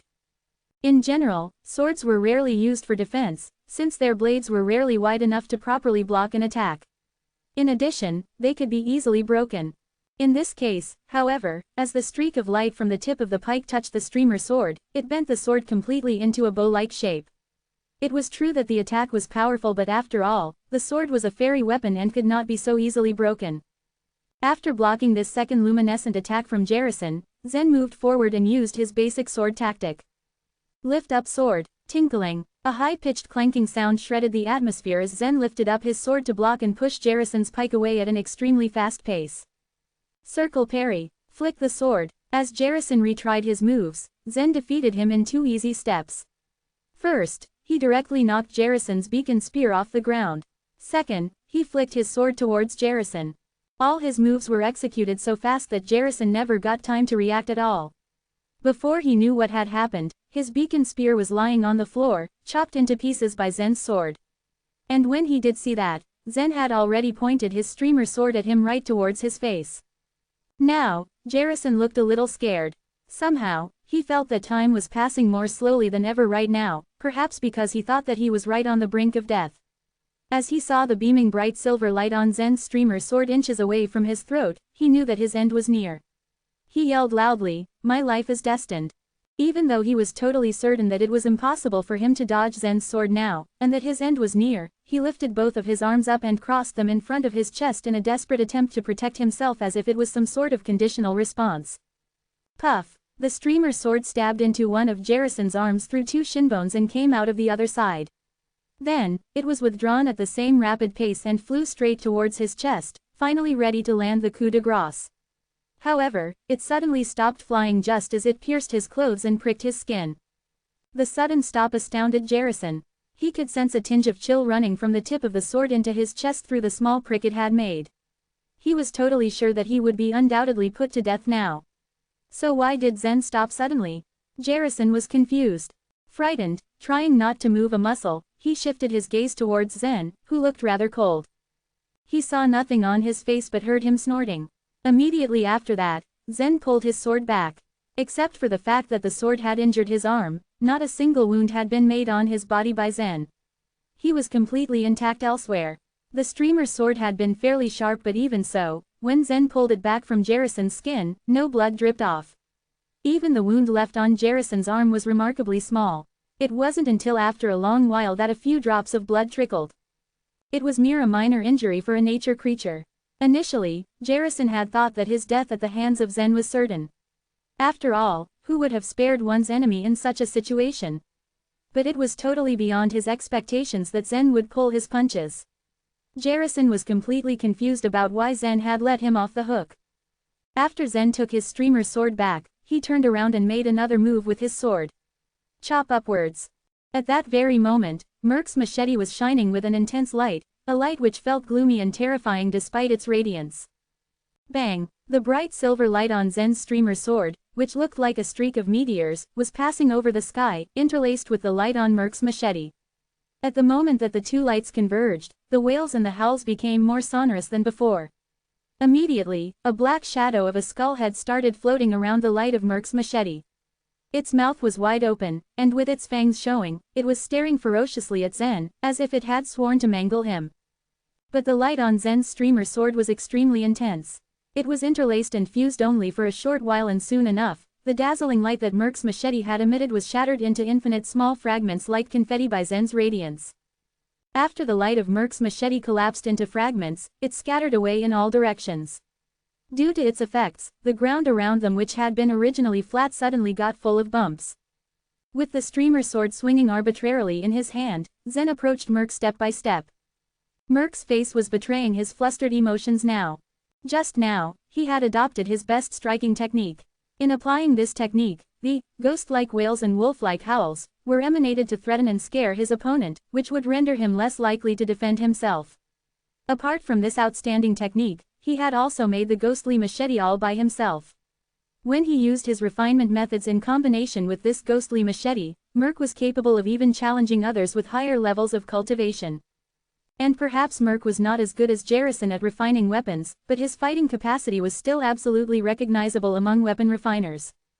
Nevertheless, just now, Zen had merely swung his sword once by his most fundamental swordsmanship, but the power that he had yielded and the defense he had put up had been deadly and mighty. All warriors were required to cultivate different skills at the very beginning of their cultivation, including arts of fist duels, basic knife skills and fundamental swordsmanship. It was not until they grew up that they could choose what skills they would focus on during their cultivation dependent upon their strong points. Although Merc had been devoted to his life path as a weapon refiner, he still had certain knowledge about basic swordsmanship. Thus, he was certain that the swordsmanship that Zen had adopted against him was only a basic skill. Hence, he judged that Zen wasn't used to employing swords. If so, Zen must have harnessed some hidden skills that he had mastered, as he had been able to confront with and defeat Merc merely by employing very fundamental moves. By weighing all factors, Merc deduced that he might be no match for Zen. As this idea came over to Merc, his brain totally went out of control. At this moment, all he could think of was escaping. But as soon as he threw his ghostly machete away in an attempt to flee, Zen exclaimed, "Hey! I have already spared the life of that guy behind you, so I will naturally not kill you. Besides, do you think you can run away in this situation?" Merc stopped immediately as soon as he heard Zen's words. To be honest, they sounded quite plausible. As Zen had said, Merc was in no situation to flee away based on his current strengths, even though he strongly intended to run away. Just now, Zen could have directly killed Jarrison when he had stabbed his sword at him. However, neither of them was dead. Initially, Merc was rather confused about how the pair of them were alive in such a critical situation. At last, he realized that it was Zen who had pulled his punches. Zen was not a philanthropist, but a warrior. For warriors, it was considered a taboo to be kind to their enemies, since they wouldn't be kind in return. Zen was quite clear that he would most likely be imprisoned, questioned, and interrogated closely about the secrets on how to condense fairy weapons if he failed to defeat Merc and Jarrison today. And finally, he would be turned into a dead corpse and buried on a secluded hilltop whether he disclosed the secrets to them or not. As time passed by, he would be forgotten by the world. Zen definitely would not have gone easy on them if this battle had taken place outside the Cloud sect. In his opinion, anyone who dared to take advantage of him deserved to be killed, whoever he or she was. But after all, Merc and Jarrison were masters in the Cloud sect. And many people knew that Zen had come to the Quenching Peak. If Zen killed them today, he would cause considerable troubles to Aura and himself, especially if the Cloud sect investigated their deaths and found out the truth. I have spared your lives, only because you are masters in the Cloud sect, although I badly wish to kill the pair of you, you black sheep. Zen flatly insulted Merc and Jarrison. After a moment of pause, he added, I have spared your lives today, so I think it is best if you understand one thing now. Shut up and order your disciples not to gossip about here and there. If Merc and Jarrison hadn't gotten this near-death experience in today's battle with Zen, it would have been difficult for anyone to shut them up and prevent them from spreading any rumors. But as masters in the Cloud sect, the two of them had a very important reason to keep quiet. Today, they had disgraced themselves. So, they were far less willing to let anyone know about how badly they had been defeated. As soon as Zen ordered them, Jarrison immediately responded, Please, don't hurt us. Rest assured that we will not gossip about what happened today. No one will know about today's events. All that group of people are my disciples. I will make them shut up. Then, they will not dare to reveal anything about what happened here today, Merc promised too. Zen flatly smiled at their promises and stated, I am just reminding you. It won't matter that much even if others come to know about today. From this moment on, you should look out for yourselves. There were 1,000 people on the Quenching Peak, and hundreds of people had witnessed Zen's refinement of fairy weapon. By this moment, all the disciples of the Quenching Peak knew about that. Zen didn't believe at all that Merc and Jarrison could really prevent so many people from revealing such a big secret. It was only after Zen had left that Jarrison wiped the sweat on his forehead. They had been extremely lucky that Zen had some misgivings when he was deciding whether to kill Merc and Jarrison or not. Without his decision to do otherwise, Zen would have killed them without doubt. Besides, from his words, Jarrison had realized that Zen had let Merc and him off the hook not purely because of his misgivings. Deep in his mind, Jarrison felt that Zen didn't take the two of them seriously. Nowadays, all these young people are rather cruel, Merc remarked. He was picking up his ghostly machete from the ground. He hadn't recovered from the battle's panic until now and it could be heard in his voice. You are wrong. It's wrong to say that all young people are cruel, Jarrison responded while shaking his head in disagreement. Except for the fact that he lagged behind Merc in terms of fighting capacity, he was much better than Merc in regards to his knowledge, experience and foresight. After some further thought for organizing his words, he continued, today's young people are still as cruel as before. But now, another cruel man has joined our Cloud sect. Zen had the strength and the capability to challenge Merc and Jarrison, both of whom had reached the 7th grade of nature level. Furthermore, he had defeated the two of them with ease and carelessness. His strength was such that they even saw his attacks coming. What was more unbelievable was the fact that Zen was capable of condensing and refining fairy weapons. So far, perhaps not a single figure like Zen had ever been seen in the Cloud sect since its establishment. What if he is cruel? He is just an outer disciple. I will surely play some tricks on him if I get a chance. Merc swore in an angry, grudging tone. However, Jarrison shook his head, sneered and responded, play tricks on him. You, Merc, I don't mean to blame you, but I have to say that you were defeated rather badly by him just now. Zen just didn't want to haggle with us. But do you still plan to play some tricks on him? If so, I think you will gain nothing but seek death. Merc was still unwilling to submit, but he spoke in a lower and lower tone. Like Jarrison, he also understood that men like Zen were sure to make some outstanding achievements one day. He should be grateful since Zen had not been so serious with him. After clearing his throat, he responded, I was just complaining. However shrewd that guy is, he is not a clairaudient, so is it possible for him to hear what I have said about him? Chapter 207, The Expensive Heavenly Essence. As Zen came out of Quenching Peak, he saw it was raining. Rainy days were rare to come by in the dead of winter. He looked up at Hell Mountain, located not so far off in the distance, and his eyes instantly hardened. He used to think the mountain too far to get to. But as his strength increased day by day, he knew it wouldn't be too long before he finally rescued his sister. Moving his eyes away from the mountain, he turned around and took off. The All Peaks competition would be a golden opportunity for him to display his talent. It would be the ultimate test of his strengths. Although there was still a long time to go before the competition was held, Zen was eager to make the best of every minute and second till then to prepare himself. The competition was held every 3 years, and as it drew nearer, all the disciples began to feel a sense of urgency. The outer disciples were anxious to shoot ahead of others and become inner disciples, while the inner ones were seeking to be awarded the higher rankings.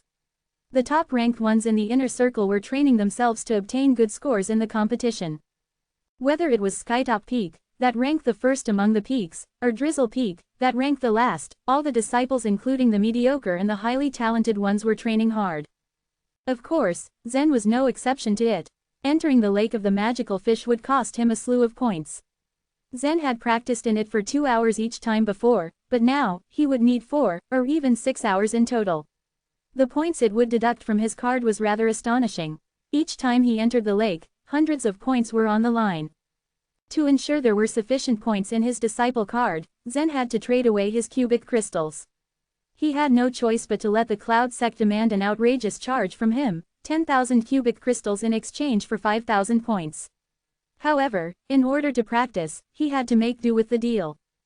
Zen practiced continuously in the lake of the magical fish for about a week.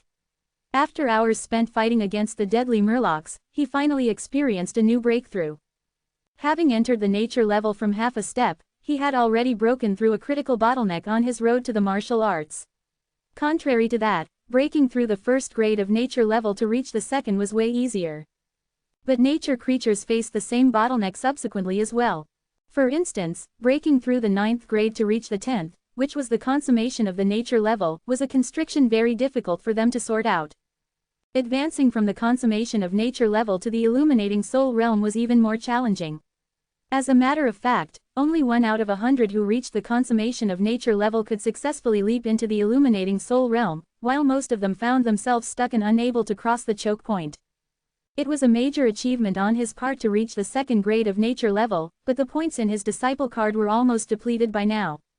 "Now I'm in trouble," murmured Zen as he returned to Drizzle Peak once he was done training in the lake of the magical fish. His brows were deeply furrowed, and one could not see the joy of the breakthrough on his face. His points were quickly running out. It was not too severe a problem, but it was a tricky situation to get himself out of. Zen could cultivate his body in the lake of the magical fish, but the streamer sword he had acquired could not be honed in that place, which meant that he could not brush up on his swordsmanship there. At the Cloud Sect, the most suited place for practicing swordsmanship was the 7-star sword light platform. That place did not consume as many points as the lake of the magical fish did. Every 2 hours in the lake docked him 200 points, while the sword platform would only deduct 80.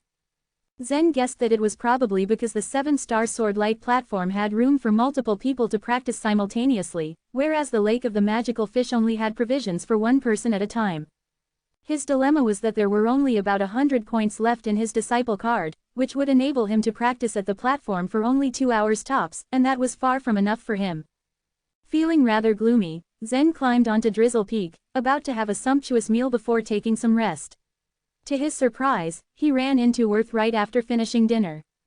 When Zen caught sight of Worth, he felt like he had come across the god of rain after enduring a lengthy drought. If Worth had sold the heavenly essence Zen had entrusted him with last time, it would satisfy Zen's crying needs. How was the auction? Zen was always calm and rational, but at the moment, he asked the question rather urgently. Worth was bewildered to see Zen so edgy. Previously, when he had auctioned the crystal core, Zen obtained a large number of cubic crystals. To the other outer disciples, that amount would be quite substantial. But now, looking at Zen's anxious face, Worth deemed that his friend was badly in need of more cubic crystals. Despite his confusion, Worth didn't ask him about it directly. He merely gave a smile and said, "I did sell all your goods in the last auction." "What was the final price of the deal?" Zen probed him. Even though he did not attend the auction, he would not be fooled on the price, because the sky-high rates of each of the items the blessed auction house sold off soon passed down among folks via word of mouth. Zen could easily inquire about the information from anyone. Worth grinned teasingly, choosing to keep Zen in suspense. "Take a guess." Watching his beaming face, Zen knew the selling of the heavenly essence was a success. The price should be good, certainly not lower than the price at the prior auction. After giving it a thought, Zen offered his guess, 150,000, right? Worth shook his head, his expression unfathomable. 200,000, Zen blurted, simply guessing a higher number. Not high enough. 250,000. Zen slowly grew excited. Last time at the Blessed Auction House, he had watched the heavenly essence get sold at a price of 120,000. Did the price double up this time because of Worth's business acumen? Worth laughed and said, 280,000.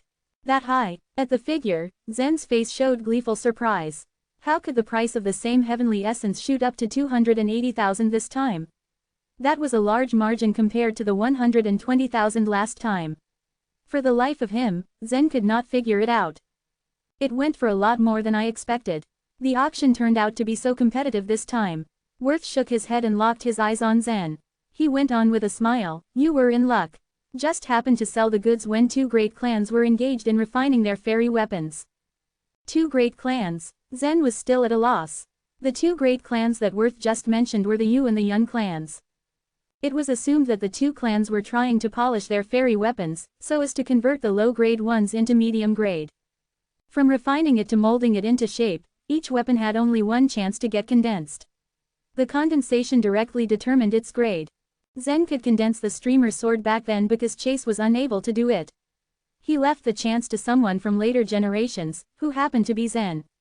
When a weapon was already condensed and in shape, it could get difficult to upgrade it. One way was to melt it down, which was basically starting over again. Another was to embed crystals into it so as to enhance its power, but that enhancement was rather limited. The last option was to infuse the heavenly essence into the weapon through secret means, upgrading it forcefully. But the heavenly essence was so rare that it was possible for it not to be available for several years in a row. Plus, to make a low-grade fairy weapon into a medium-grade one, it normally required dozens, if not over 100 drops of the heavenly essence, and that still could not guarantee a successful upgrade. After so many decades, the Yu, as well as the Yun clan had in their possession 3 or so low-grade fairy weapons, but neither of them had a medium-grade one. In fact, the remaining 5 of the top 7 noble clans owned one medium-grade fairy weapon each. That was why the Yu and the Yun clan wanted the heavenly essence, to upgrade the weapons they possessed. Last time, 50 drops of heavenly essence were bought by the Huang clan. And this time, with the hype surrounding the Blessed Auction House, how could the two noble clans miss out on the opportunity? Since the start of the auction, the two families were hell-bent on trying to outbid each other, raising the price up to 130,000 cubic crystals, that immediately blocked outside bidders. Next, the Yu clan and the Yun clan began to bid between themselves. They even sent their men to each other's tables to offer some give-and-take conditions, persuading the other to give up the bid in exchange for other monetary compensations and the like. Unfortunately, the heavenly essence was too precious. Neither side was willing to let go of it. So, they had to compete with each other head-on. Consequently, the auction turned out way fiercer than the last one. The price did not stop soaring. It finally went up to 280,000 cubic crystals. In the end, the heavenly essence fell in the hands of the Yu clan. As Zen listened to Worth's account of the above, he imagined how hot and vehement the auction must have been. He could even visualize the Yu clan bickering with the Yun clan, and if they had no scruples about maintaining their images as noble clans, he was sure they would have come to blows. Worth took out a small card from his pocket. The card was fully transparent and gleamed with a hint of green light. "Give me your token," he said to Zen. "After deducting the auction service charge, you're left with 252,000 cubic crystals. I'll transfer them to your token." The service charge of the Blessed Auction House was separate for different persons. For normal people who wanted to auction off some items, the charge was 20%, or even 30% of the sale. It was the largest source of profit for the Blessed Auction House. However, Worth helped Zen apply for the minimum charge, which only deducted 10% of the sale.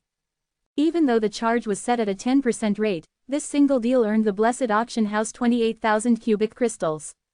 The deal would go down as an outstanding record in Worth's file. So in reality, Worth should be the one thanking Zen.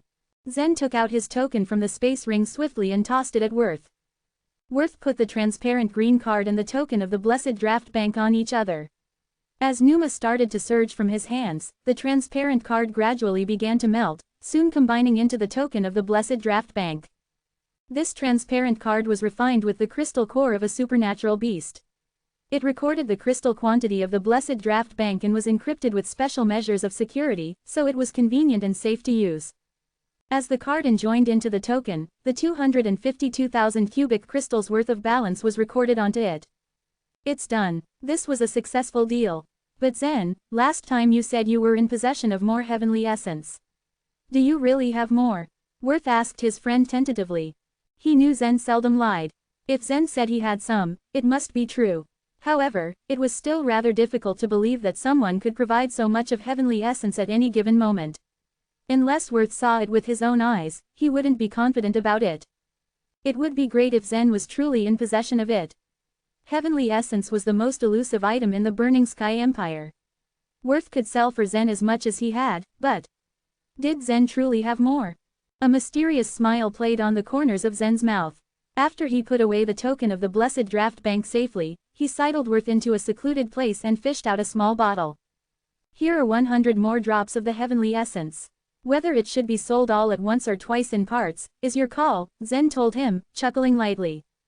Worth's eyes widened to 2 round saucers. You do have more, and these are 100 drops.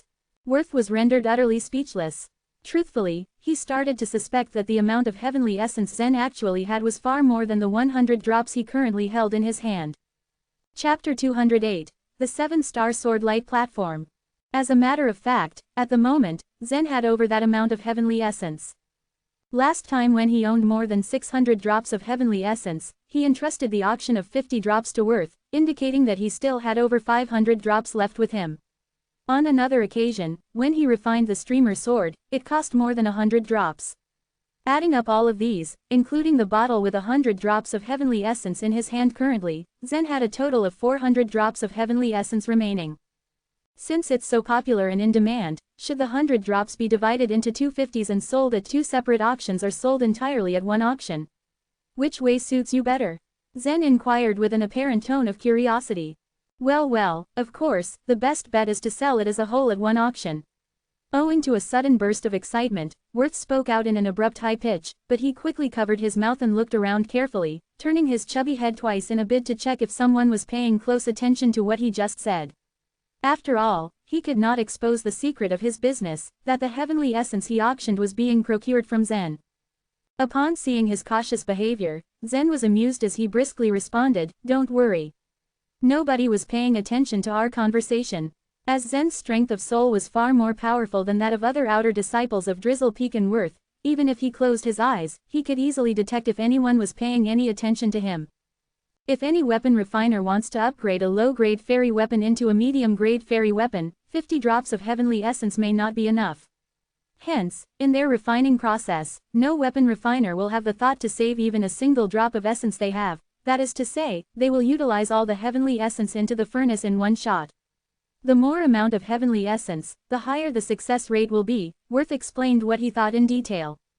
For example, if 50 drops of heavenly essence were mixed with a single low-grade fairy weapon for refining, the odds for its successful upgrade to a medium-grade fairy weapon was only approximately 20%, but if 100 drops of heavenly essence were to be added, the odds of that success would witness a sharp increase to about 50%. Therefore, this basically meant, the value of 100 drops of heavenly essence, in fact, was way more than that of 50 drops of heavenly essence. Just like the last time when Zen refined the streamer sword, he poured all his heavenly essence into the refining process, which could be termed as the right way to refine a sword. Nevertheless, he poured the essence all over the sword instead of focusing on the primary parts, which was considered a great waste of the valuable essence. Thus, it was reasonable to believe that he should have a large amount of heavenly essence. In that case, this time, Worth, I am also counting on you for the auction. Zen expressed in a rather sincere tone. Soon after that, Zen handed Worth the bottle full of 100 drops of heavenly essence. The 100 drops of heavenly essence were gathered in the small bottle, like 100 elves, emitting a silver-white glow. It appeared so alluring. Upon seeing so much heavenly essence, Worth too felt a little overwhelmed, as he wondered where Zen got a hold of so much of it. However, he knew very clearly that it was none of his concern as it was Zen's private business. He would certainly not be nosy and petty to indulge in any gossip about it. After carefully putting it into his space ring, he smiled and politely said, Zen, thank you for the opportunity. I will surely live up to your expectation. This was the second time Zen had sold 100 drops of heavenly essence, and according to Worth's judgment, Zen would have a lot more of that in hand, and he estimated that the quantity was surely over 100 drops. With that thought, he guessed that Zen had discovered a secret place, where there was a large amount of heavenly essence available for use, or that he found a way to make heavenly essence. However, whether it was the former or the latter situation, it was Zen's own luck and destiny. Worth would never interfere in those matters. Currently, Zen was facing a money crunch, and at this crucial point, Worth offered him another 252,000 cubic crystals earned from the auction, which was really a timely intervention that solved his pressing need for money. The next day, Zen went to exchange 50,000 cubic crystals for the 25,000 points. Barely with any remaining, he rushed to the 7-star sword light platform. Similar to the Lake of the Magical Fish, 7-star sword light platform was also a special area dedicated for practicing martial arts. The only difference was that Lake of the Magical Fish, which was built decades back, could only accommodate one person at a time to practice, while 7-star sword light platform could accommodate hundreds of people to practice at the same time. This was quite the advantage. Zen had thought that if hundreds of people could practice together at 7-star sword light platform at one time, then unlike the long waiting period in the Lake of the Magical Fish, he might not need to wait at all. Before that moment, when Zen went to Lake of the Magical Fish, he often had to wait outside for several hours altogether as someone was practicing inside. What was worse, sometimes, he had to wait for many more hours, because someone else had reached before him and was waiting for a longer time. The charge of Lake of the Magical Fish was rather expensive, but the practicing effects were surprisingly good, which justified the price, not to mention that hundreds of points were merely a drop in the bucket to those top noble clans, despite that it was an astronomical number to ordinary disciples. But when finally Zen came to 7-star sword light platform, he was dumbfounded. Even here, there was a long queue of people waiting before him, and a ballpark figure was that there were several hundred people waiting for their turn. How come there are so many people here? Zen murmured to himself with increasing doubt and depression. Yet, it took him quite a few days to get here. So he still chose to wait and practice here. Watching the crowded place with a sad face, he slowly walked to the end of the queue to wait for his turn patiently. The 7-star sword light platform was built 6 years ago by the Cloud sect. Back then, it was said that a clan had discovered a polar magical stone in the north, 100 feet high and about 300 feet wide. After Cloud sect discovered the stone's existence, it managed to buy it at a mighty cost. Such a giant polar magical stone, even the great figures of Cloud sect could not transport all at once. Eventually, the giant stone was cut into 6 pieces, and each was loaded into a giant flying chariot, transported back and placed in the 7-star sword light platform. Later, the Cloud sect magic array masters placed magic arrays inside the 7-star sword light platform. With the added power of the polar magical stones, people could practice and greatly improve their swordplay skills there. Although 7-star sword light platform could also act like the place for people to practice the use of all kinds of weapons including sword, spear, and stick, but it was gradually found that it had the best effect for improving swordplay skills. In addition to this, the number of people who practiced swordplay at the Cloud sect was the largest. Gradually, the 7-star sword light platform basically became a special place dedicated to practice swordplay. If someone came in with a saber, they would not be allowed to enter the premise. As Zen drew closer to the crowd, he soon realized that there were 2 queues in front of him, one with many people while the other had much fewer people in comparison. He slightly knitted his eyebrows and wondered, why 2 queues? Maybe it has the same rule as the entrance exam, that those who got the written certificates of the noble clans would be offered privileges of waiting in the smaller queue. In the long queue, a rough estimation was that there were over hundreds of people, and they still needed to wait until the disciples practicing in the 7-star sword light platform got out. Anyone who got a glimpse of the situation would know a long time waiting was inevitable. What was more, as the time for the launch of All Peaks competition was getting closer, almost all Cloud sect disciples were working hard for it. Therefore, the disciples outside would have to wait much longer than they usually did. What Zen didn't know was that some people in the long queue had been waiting for an entire day, and some even longer. As for the other queue, while people were also waiting in line, they didn't need to wait long before their turn, and meanwhile, there were only a dozen or so people waiting in line. Upon realizing the facts, Zen simply walked to the queue with fewer people. "Well, my friend, may I ask why there are fewer people in line here?" asked Zen curiously. The man Zen asked was a disciple clad in a black robe. After hearing his inquiry, he turned around, looked at him and saw that he was dressed in a white robe. With a disdainful look, he responded, "You had better line up in the other queue and stay there." "Why is that?" Are you saying that the outer disciples in white robes are not allowed to be waiting in this queue? Zen asked such a brazen question only because he too realized that the people in this line were wearing black robes. The man sneered at him twice, snapping sharply, "Didn't you see the strength of the people in this queue? This queue is for those who are to enter the grade 8, 9, or even 10 of the 7-star sword light platform. However, those without such strength should remain in the line over there, which is for those who are to enter the grade 1 to 7. Oh, so that is the case. I understand now, Zen said in a happy tone, nodding. Finally, he realized the underlying situation here. It turned out that this 7-star sword light platform had different rules and arrangements when compared to the Lake of the Magical Fish. Since the practice grade arrangement of Lake of the Magical Fish was designed long time ago, it was not so reasonable and suitable for now. As a result, every time Zen dived into the Lake of the Magical Fish, he had to dive from the first level. The first 150 meters of the Lake of the Sea Fish were barely helpful to Zen's practice. Thus, it would waste a major chunk of his time during every practice.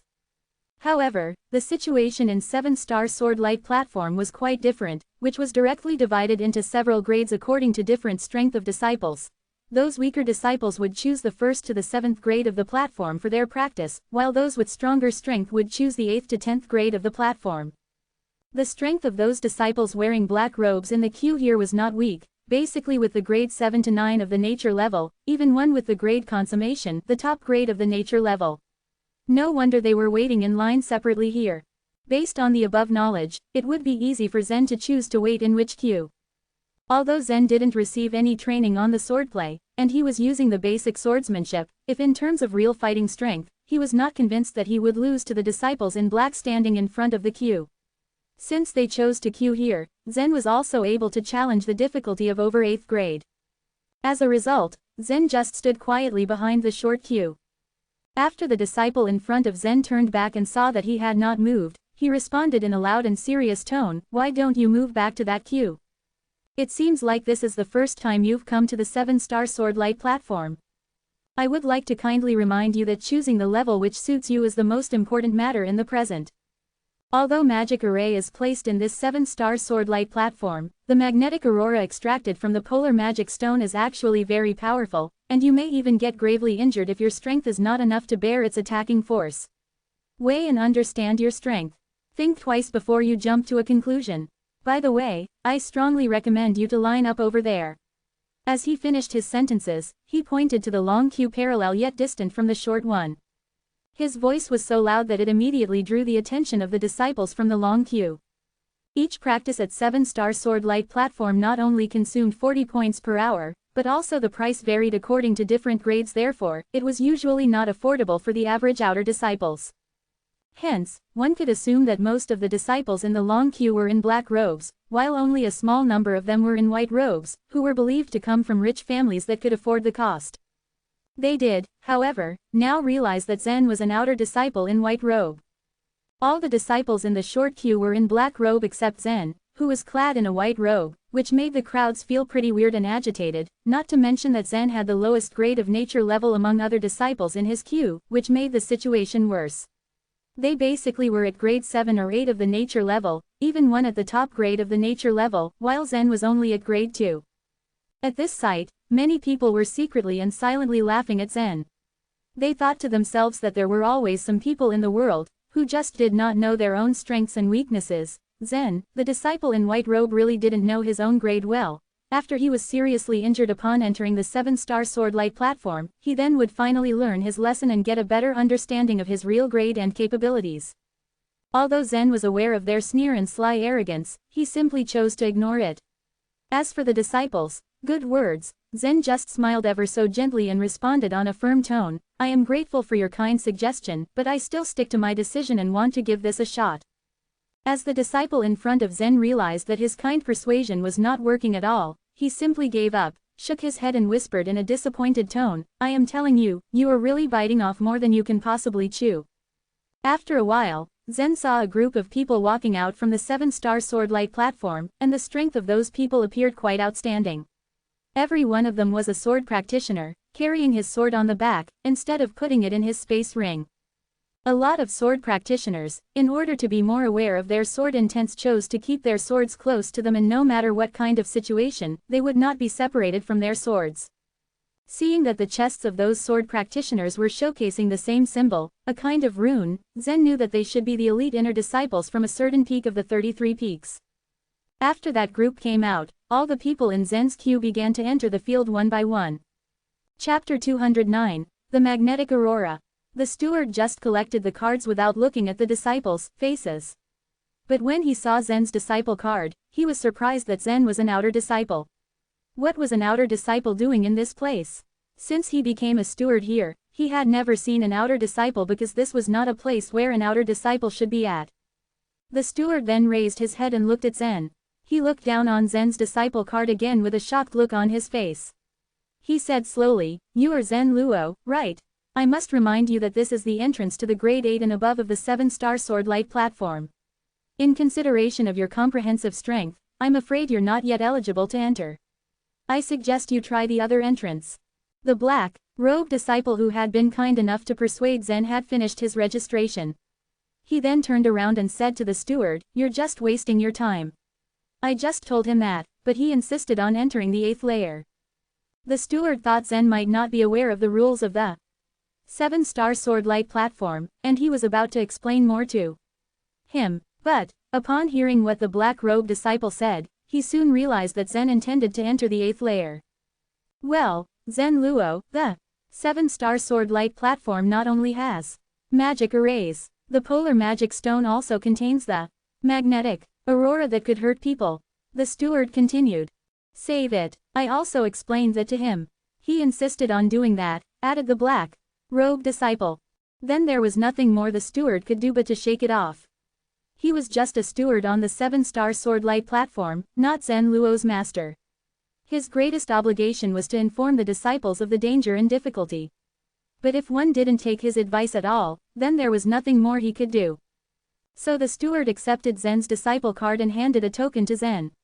And since it was Zen's first time to enter the 7-star sword light platform, the steward gave him the instruction, "You can choose the grades when entering the 7-star sword light platform with this token. The points deducted for every level are different." I see," answered Zen, as he reached for the token. Then he followed the black-robed disciples inside. The 7-star sword light platform was quite a large and beautiful building. If seen from afar, it looked like an ordinary viewing deck. But when Zen came closer to it, he saw a small platform surrounded by balustrades of white marble stones with various kinds of animals carved on them. It was the most beautiful thing he had ever seen by far. As he walked further, he saw a small bridge floating in the air. The small bridge was wide enough for one person only. All the disciples could only cross the bridge one after another. In the middle of the bridge, it diverged into branches that led to different platforms. The black-robed disciple walking in front of Zen suddenly turned around and smiled at Zen. He then asked, "Which platform will you choose?" The difficulty of each platform was different. The right one was labeled 8, while the left one was labeled 9, and the middle one was labeled 10. The labels indicated the difficulty level of each platform. As a first-time comer, Zen knew little about the difficulties of the 7-star sword light platform. He shrugged his shoulders and said, "I don't know. Which one will you choose? Maybe I'll just go with you." The black-robed disciple grinned and said, "I am at the 8th grade of nature level, but I can barely adapt to the difficulty of level 8. He was trying to imply that being an 8th grade of nature level, he could only cope with level 8 difficulty. He doubted if Zen could withstand the difficulty of a platform according to his strength. "All right, then, I will choose the difficulty of level 8. Smiled Zen faintly, and then he followed the black-robed disciple. The black-robed disciple shook his head. Reluctantly, he had met so many people that overrated their strength, but Zen was one of a kind. "All right, there's no easy way to learn before success," thought the black-robed disciple. He then took the lead to the 8th level platform. As soon as they stepped into the platform, the surrounding scenery suddenly changed. The magic array on the 7-star sword light platform was activated instantly. The magic array of the 7-star sword light platform wasn't that special, and it was even a little rough compared to the other magic arrays. This was because that the 7-star sword light platform was mainly used for sharpening the sword intent. And the most important thing for sharpening the sword intent was to concentrate the mind to achieve the combination of man and sword. Upon entering the platform, the black-robed disciple unfastened a long sword that he carried on his back. The long sword was tightly wrapped that the disciple in black robe needed to unzip many layers before finally revealing the sword. On the scabbard of the sword, a dragon made of gold was sitting on it looking very powerful and impressive.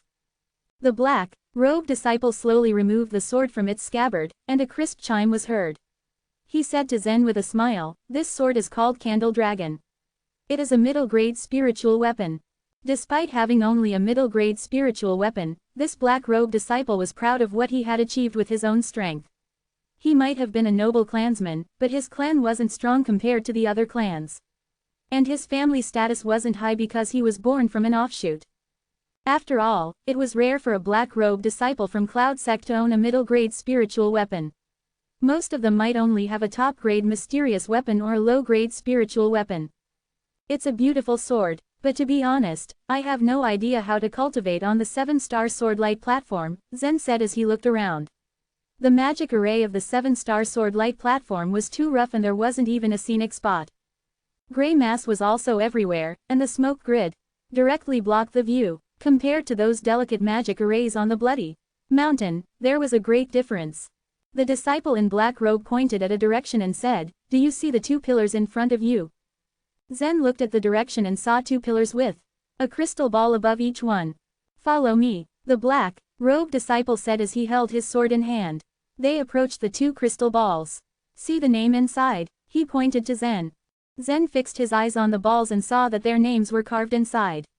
One of the crystal balls showed Zen Luo, while the other crystal ball showed Zachary Zhao. Zen presumed that Zachary Zhao was the black-robed disciple's name. "This crystal ball belongs to you. The moment the magic array on the 7-star sword light platform is activated, those polar magic stones will release magnetic aurora. The magnetic aurora will come in all directions, and you must split them with a sword. The power of magnetic aurora increases with difficulties. If you hold a common sword, I'm afraid a magnetic aurora will destroy your sword," Zachary Zhao explained patiently. He lightly touched his sword with fingertips. From Zen's perspective, he must have used the sword to deal with magnetic aurora many times. Zen soon realized that the trial on the 7-star sword light platform was to guard the crystal ball. If the crystal ball was broken, the cultivation would be over. The swordsmen were sharpening their sword intense with the continuous magnetic aurora. Rumble. Suddenly there was a clap of thunder from the sky. "It's time to draw your sword. Quickly, magnetic aurora will soon come here. Each crystal ball can only bear 3 attacks and after that, it will be broken. And you will be out of the game. Be careful," Zachary Zhao reminded. Zen nodded and then took out his streamer sword from the space ring. Buzz. Came a clear, melodious sound of a sword as he drew his sword. This was the moment that Zachary Zhao was waiting for. He wanted to see what kind of sword Zen would pull out. When Zachary Zhao looked at the streamer sword in Zen's hand, he was totally surprised. From the appearance, Zen's streamer sword was not as powerful as Zachary Zhao's Candle Dragon. Its shape was just like an ordinary long sword, but when one looked at the silver luster on its body, one could be thrilled. Zachary Zhao didn't know how to feel when he saw a faint fairy texture on the sword. He paused for a second and stuttered, It's a fairy weapon." Zen lightly shook the streamer sword, the sword radiance spread continually like an old dragon absorbing water. Then he turned to Zachary Zhao and said with a smile, "I think so." He thought so. Zachary Zhao felt bitter about meeting that grade 2 of nature level guy who was carrying a fairy weapon. From Zachary Zhao's understanding, even a consummation of the nature level was not qualified to bring out the power of the fairy weapon and yield it. However, some consummations of the nature level were born noble and they might have the chances to be awarded fairy weapons from their elders.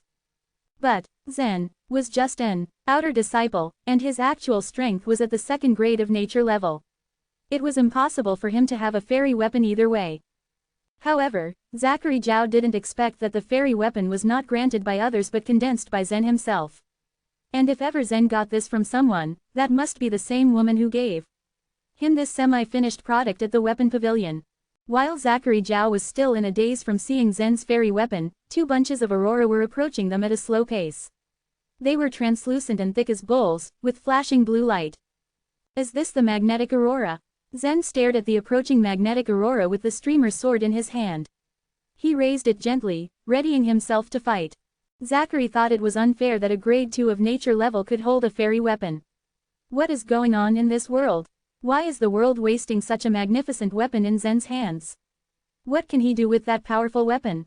How can it be any difference if he's holding the fairy weapon but could not maximize its power? It's no better than a wooden sword. Zachary Zhao complained in his mind. Furious, Zachary Zhao jumped up and waved his candle dragon in his hand towards one bunch of magnetic aurora. He wanted to imply to Zen that it was not about the sword, but the person who used it. Even if he yielded a middle-grade spiritual weapon, the power it sent out was still far more powerful than Zen's.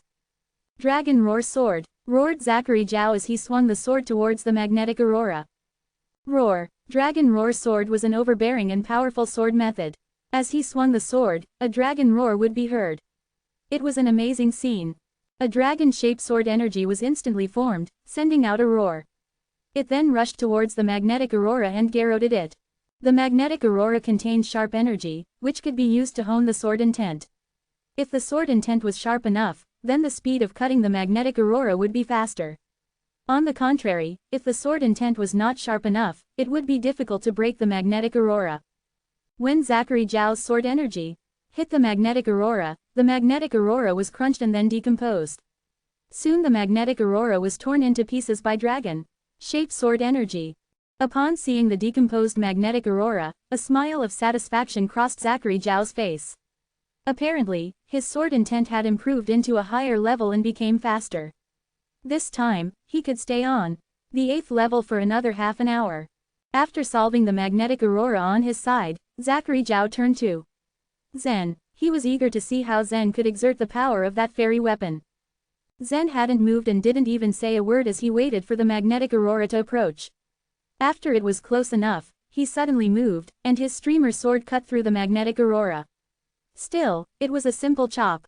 A simple chop, murmured Zachary Zhao with an awkward expression on his face. As a swordsman, he was very familiar with the basic swordsmanship. Didn't Zen practice other swordsmanship? Does he only know the basic swordsmanship? Performing the basic swordsmanship with a fairy weapon? Oh my goodness. Zachary Zhao was confused. He felt a little crazy at that time. Chew. Because of this simple chopping, a half-moon-shaped silver light was formed instantly. It was dazzling. Along the direction of Zen's sword, the sword radiance cut through the magnetic aurora. Unlike Zachary Zhao's dragon-shaped sword energy, Zen's sword radiance didn't make a sound when it staggered the magnetic aurora. The sword radiance cut through the thick magnetic aurora and then the magnetic aurora disappeared without a trace. Chapter 210. Zachary's Ultimate Limit. Everything happened too fast. In a blink of an eye, the jet of the magnetic aurora was destroyed. Zen only took a short time to complete the process, shorter than Zachary. Quote. Zachary's jaw dropped. With that short spell, he had experienced so much shock that his senses went numb. Zen saw that Zachary was spacing out, but there were more magnetic aurora shots coming their way. He calmly cautioned Zachary, more shots of magnetic aurora are coming. Watch out. 4 jets of magnetic aurora were hurtling towards them now. After taking an overwhelming hit on his self-esteem from Zen, Zachary felt chills through his veins and his face became more serious. When it came to the practice of swordsmanship, it was crucial to maintain the sword heart, hone the sword intent, and be able to resist all kinds of disturbances to do away with any devil inside. Just now, when Zachary saw the power of Zen, his heart became unstable. If his sword heart was flustered, his sword intent would be impaired, affecting the power of the sword. A wavering sword heart was one of the great taboos for swordsmen. Seeing Zachary recovered quickly, Zen slightly smiled. He is, after all, a swordsman practicing swordsmanship. I'm amazed at how fast he can stabilize his sword heart. Without another word, Zen put on his serious face in order to handle the jets of magnetic aurora. The magnetic aurora shots came to them non-stop and the quantity kept increasing after every wave. The first wave only came with 1 shot of magnetic aurora, the second one came with 2 shots, the third arrived with 3 shots, and so on. To keep the crystal ball safe, it was vital to disrupt the speed of the magnetic aurora. The magnetic aurora was a highly purified energy extracted from polar magic stones. This kind of aurora was extremely stable and barely affected by external disturbances. For instance, the dragon intent concealed in the dragon-shaped energy of Zachary's sword was effective in confronting enemies or killing supernatural beasts, but it would not impact the magnetic aurora that much. If one wanted to hack a jet of magnetic aurora, he still had to rely on his sword intent or his sheer comprehension of the swordsmanship. Hence, fighting the magnetic aurora was the best way to hone one's sword intent. Zen and Zachary were hacking at the magnetic aurora continuously. They powered it through from the first wave all the way to the 15th wave. A total of 30 magnetic aurora streaks zoomed over simultaneously. Zen and Zachary each handled 15 streaks. Breakthrough. The light from Zen's sword was like glinting ripples on a lake charging towards those jets of magnetic aurora. Bands of sword light blurred the scene, vanquishing all the magnetic aurora in an instant. The 15 magnetic aurora streaks came at varying speeds, but still, they couldn't match Zen's speed. In no time, Zen dissolved the 15 streaks. Meanwhile, Zachary's speed was not as rapid as Zen's. As he was working on his share of streaks, he already felt a bit strained. It cost him a deal of time to finish each magnetic aurora jet. Though the jets were moving at a normal pace, they were all targeting the crystal ball. Zachary couldn't let one miss. 3 damages would eventually cause the crystal ball to be ruined. Rumble, rumble, shots of dragon-shaped sword energy soared out from Zachary's candle dragon. As the magnetic aurora jets dashed forward, Zachary destroyed 14 of them, but one slipped and continued flying towards the crystal ball. Zachary attempted to block it, but he was too late. He could only watch the jet as it wedged towards the crystal ball. Clatter. A small crack spread from the bottom of the crystal ball. Zachary's face darkened. He never thought that the first crack would appear on the 15th wave. He used to manage to keep the crystal ball intact until the 17th wave. Comparing from his previous performance, it seemed that he was regressing. Zen, on the other hand, looked quite cool. He could give Zachary a hand. However, since the 7-star sword light platform was a place for people to polish their own sword intent, it would be meaningless to practice here if one resorted for others' help.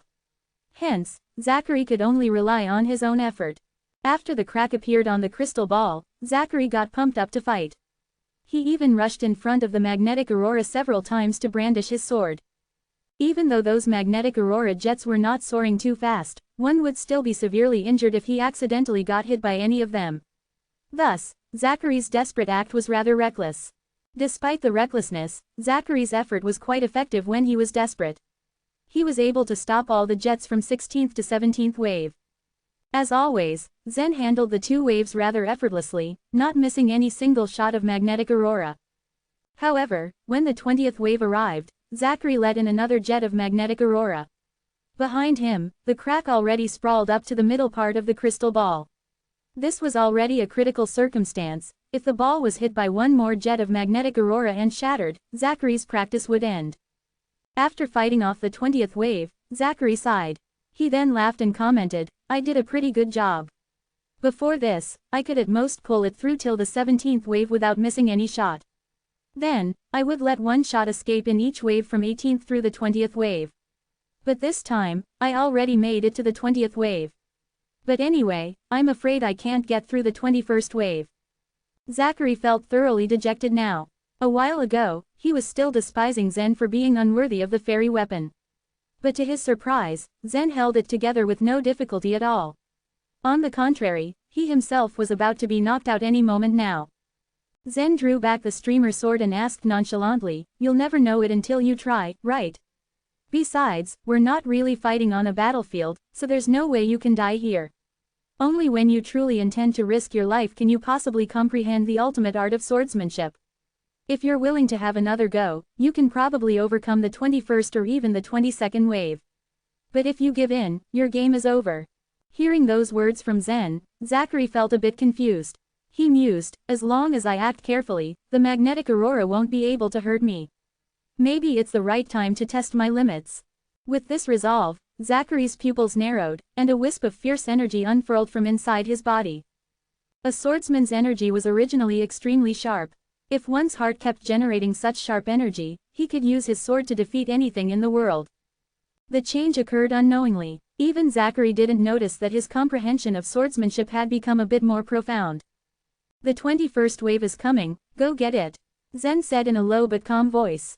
Good timing. Zachary's life vitality surged up instantly and gathered in the candle dragon's sword. Then, he began to thrust the sword repeatedly, sending jets of dragon-shaped sword energy in all directions. The entire platform was drowned in the roars of dragons. Zen was still moving steadily, waving his sword at all the streaks of magnetic aurora that flooded in from all directions. As the number of the streaks increased, Zen gradually felt stressed, but his stress was far less severe than Zachary's. Rumble, rumble, rumble. Zachary smashed 20 streaks of magnetic aurora at a stretch. However, there was one streak that escaped his defense, and it was shooting towards the crystal ball. Although Zachary was hardly breathing now, and it seemed impossible to catch up to it. But he remembered Zen's words and thought he still had to go for it. Thus, he took a deep breath and galloped towards that streak of magnetic aurora with his sword energy raging in his hands. Roar! Just as the streak of magnetic aurora was about to crash into the crystal ball, Zachary's dragon-shaped sword energy destroyed it at the right time. But since Zachary's posture for doing this thrust was incorrect, he fell heavily onto the ground, face down. When he scrambled to his feet, half of his face was black and blue. At the sight of Zachary's face, Zen smirked, "Well done. You did your best." Zachary gasped and replied, "It went well and it's record-breaking for me. I did power through the 21st wave. I still couldn't believe it." Zachary had spent quite some time on the 7-star sword light platform. Before today, his best record was at the 20th wave, but he got stuck. The one time he made it through the 20th wave was because of others' help that allowed him to narrowly block the last jet of magnetic aurora and come to face the 21st wave. Today, Zachary successfully conquered the 21st wave all by himself and entered the 22nd round. It was indeed unbelievable. The interval between waves of the shots was always short. Before Zachary could catch his breath, the 22nd wave was already fast approaching them. Although Zachary went all out, he failed to get through the 22nd wave. The last streak of magnetic aurora relentlessly crumbled his crystal ball. Zachary was drenched in his sweat, as if he had just fallen into a river. A martial art practitioner using a sword as his weapon was usually more agile than a practitioner using a spear or a broadsword, so he would seldom look like a mess. However, since Zachary just pushed himself to the ultimate limit, he looked quite a mess right now. And that was a brand new experience for him. He collapsed onto the ground like a paralyzed man. While he was trying to catch his breath, he saw Zen was still dealing with the jets of the magnetic aurora with composure. He could only think to himself, "This guy is really a monster." He took the 8th level at the 7-star sword light platform, but he already faced with magnetic aurora with no difficulty. How freaking powerful this guy is. Chapter 211, 100 Magnetic Auroras. Normally, Zachary would just leave the platform after failing. But today he was eager to stay and watch how far Zen could go. The groups of magnetic aurora emerged continuously with an increasing number, but Zen still unhurriedly chopped them. 25th wave of magnetic aurora. 30, 40, 50. These shots of magnetic aurora rushed to Zen in large numbers. When Zachary saw the numbers of magnetic aurora, he felt his body froze. Zen, on the other hand, continued to cut them all. Zachary couldn't help but think that this guy had no limits at all. When the 60th group of magnetic aurora came, Zen started to feel burnt out and he was slowing down. The magnetic aurora is just sensitive to the sword intent. Even if I have the sword radiance of the streamer sword, I still can't cut fast enough. Zen frowned. This meant that he still hadn't comprehended the sword intent to an acceptable level. The sword was the top ranked among weapons, and with its sharp blade, it could cut through anything. Any swordsmanship skill wasn't only dependent on body strength. They were mainly pushed by the sword intent to release the sharp cutting force. What should I do to sharpen the sword intent more? After feeling the pressure, Zen finally started to think about it. Break it. Zen swung his sword and cut through 3 shots of magnetic aurora in an instant, but more came rushing to him from far away. Zachary looked at those shots of magnetic aurora and thought, it seems that Zen can't stand it anymore. There are too many shots of magnetic aurora. However, he has resisted more than 60 groups when it is just his first time and with the strength at only grade 2 of the nature level. The strength is unprecedented. I think a second one can't be found in Cloud Sect even from ancient times. Zachary was born in a noble clan with a broad vision on things, but he made such a conclusion. He thought it was difficult even for the powerful geniuses to make the same record as Zen. After swinging his sword crazily, Zen managed to resist the 60th group of the magnetic aurora. But one shot of the magnetic aurora almost knocked the crystal ball, so Zachary estimated that the next group would probably leave a crack on the ball. With this trend, Zen wouldn't be able to resist the 63rd group. If that happened, that would be the most satisfying things for Zen. So, Zachary just sat aside and waited. After successfully cutting through the 60th group, Zen suddenly planted the streamer sword in his hands into the ground and closed his eyes. He was lost in his thoughts. What the heck is he doing? Zachary looked at Zen curiously. Zen was still with his hands on his knees. It didn't seem that he was summoning the life vitality to cultivate himself but was just thinking hard. How could he think in this time? Zachary was speechless. There were only a few seconds left before the next group started to rush in, and there was not enough time for Zen to think. And in no time, the dense magnetic aurora started to rush again. Hey, the magnetic aurora is coming. Will you just get up and deal with it? Zachary shouted at Zen. There wasn't even a crack on Zen's crystal ball, and it would be a pity if he would give up now. But Zachary wanted to see how far Zen could go. However, even after Zachary warned Zen, the latter remained still as if he didn't hear the first. 3 shots of magnetic aurora are going to crash. If you don't move, you will have no chance. Seeing the overwhelming magnetic aurora, Zachary started to get anxious. There wasn't any time left for Zen to act if the magnetic aurora started to close in on him. The magnetic aurora got closer, but Zen seemed not to notice. Zachary started to worry more. When the magnetic aurora was only less than 10 feet away from Zen's crystal ball, Zachary could only sigh, let it pass. He can already be outstanding at the Cloud Sect and there will be nobody else who can have the same result. He has proven his strength, and he can still come back for the challenge in the future. Suddenly, Zen opened his eyes.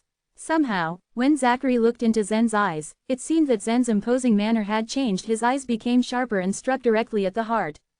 The shots of magnetic aurora were already approaching the crystal ball at a high speed. Zen held streamer's sword in his hands and cut through the magnetic aurora nearest to the crystal ball. Whoosh! When the magnetic aurora touched Zen's sword radiance, it was destroyed instantly. Earlier when the magnetic aurora touched Zen's sword radiance, it was just cut by the radiance and then gradually fell apart. But now, Zen's sword radiance became an unbeatable rival of the magnetic aurora. If the magnetic aurora was the fire, the sword radiance would be the cold water. After one poured cold water on the fire, the latter would be put out in the blink of an eye. Whoosh! More and more sword radiance appeared when Zen waved his sword. Each sword radiance destroyed a shot of magnetic aurora. Soon, 61 shots of magnetic aurora were destroyed by Zen's sword radiance. It took Zen far less time to resist the 61st wave of magnetic aurora than the 60th. Zachary had never imagined that Zen could change after meditating for a while. He was petrified. Is Zen even a human being? No, he can't even be counted as an animal. He's not normal at all. But he's not only abnormal. He's an abnormal animal. There was a joyful smile that crossed Zen's face. At the start of the challenge, Zen's sword intent was in the basic state. In fact, he hadn't comprehended the sword intent more deeply than Zachary. After all, Zen hadn't used the sword these years. But when he was lost in his thoughts, he felt that he had mastered about the sword intent. With his understanding of the sword intent and his strength, he dealt with the magnetic aurora more easily. I want to know how many waves of magnetic aurora are left in level 8. Since it was the level 8 difficulty, Zen also knew that the number of magnetic aurora was limited and couldn't increase indefinitely. If it increased without a limit, not only the polar magic stones on the 7-star sword light platform but also the cultivators couldn't sustain it. Even a powerful man of illuminating soul realm wouldn't be able to resist 1000 shots of magnetic aurora. The 70th group of magnetic aurora. Kill. 80. 90. 100. After Zen resisted 100 waves of magnetic aurora, there was no more movement on the platform. 100 is the limit? Asked Zen surprisingly. Zachary got used to Zen's uncharacteristic expression. He nodded and said in a trembling voice, the limit of the level 8 difficulty is 100, but there were only a few people that could reach 100. Any cultivator would try his best to perfect his sword intent. For example, Zachary thought the difficulty of level 8 was most suitable to cultivate his sword intent, so he kept practicing in this difficulty level. If he could resist 40 to 50 shots of magnetic aurora and felt that it had been successful, he would move to the next level of difficulty. Meanwhile, at the gate, the steward suddenly heard a loud noise from the array plate behind. This noise, it's impossible. Has anyone resisted all 100? The steward got curious. Few people could be so persistent. The ones at the realm of consummation could break a certain level of difficulty, but they wouldn't do such a job which could consume much strength. They would prefer to challenge a higher level difficulty. When the steward picked up the array plate to look, he found that someone had resisted 100 on the level 8 difficulty. He remembered that there were only 2 people who chose the level 8 difficulty today, Zachary and an outer disciple named Zen. Zachary often practiced on the 7-star sword light platform, and this steward was quite familiar about his strength and knew that he couldn't pass more than 30 shots of magnetic aurora. Could it be that outer disciple named Zen? The steward's eyes widened in disbelief. Chapter 212. Zen's Epiphany. The difficulty of each level on the 7-star sword light platform was set in consideration for the newcomers in Cloud Sect. For example, if Zachary wanted to resist 100 shots of magnetic aurora with his current strength, he could only make it with the level 4 difficulty. He would only be able to resist 86 shots of magnetic aurora in the level 5 difficulty. He would be able to resist 57 shots of magnetic aurora with level 6, but just 40 with level 7. With level 8 difficulty, on the other hand, he could only resist 21 shots of magnetic aurora. Zachary had the strength at grade 8 of the nature level. As far as the steward could remember, even the masters who had reached the consummation of the nature level couldn't resist 100 shots of magnetic aurora in the level 8 difficulty. From his records, the one who got the best result resisted only 89 shots of magnetic aurora. As the steward reckoned, it was impossible to resist 100 shots of magnetic aurora with the level 8 difficulty if one hadn't entered the illuminating soul realm yet.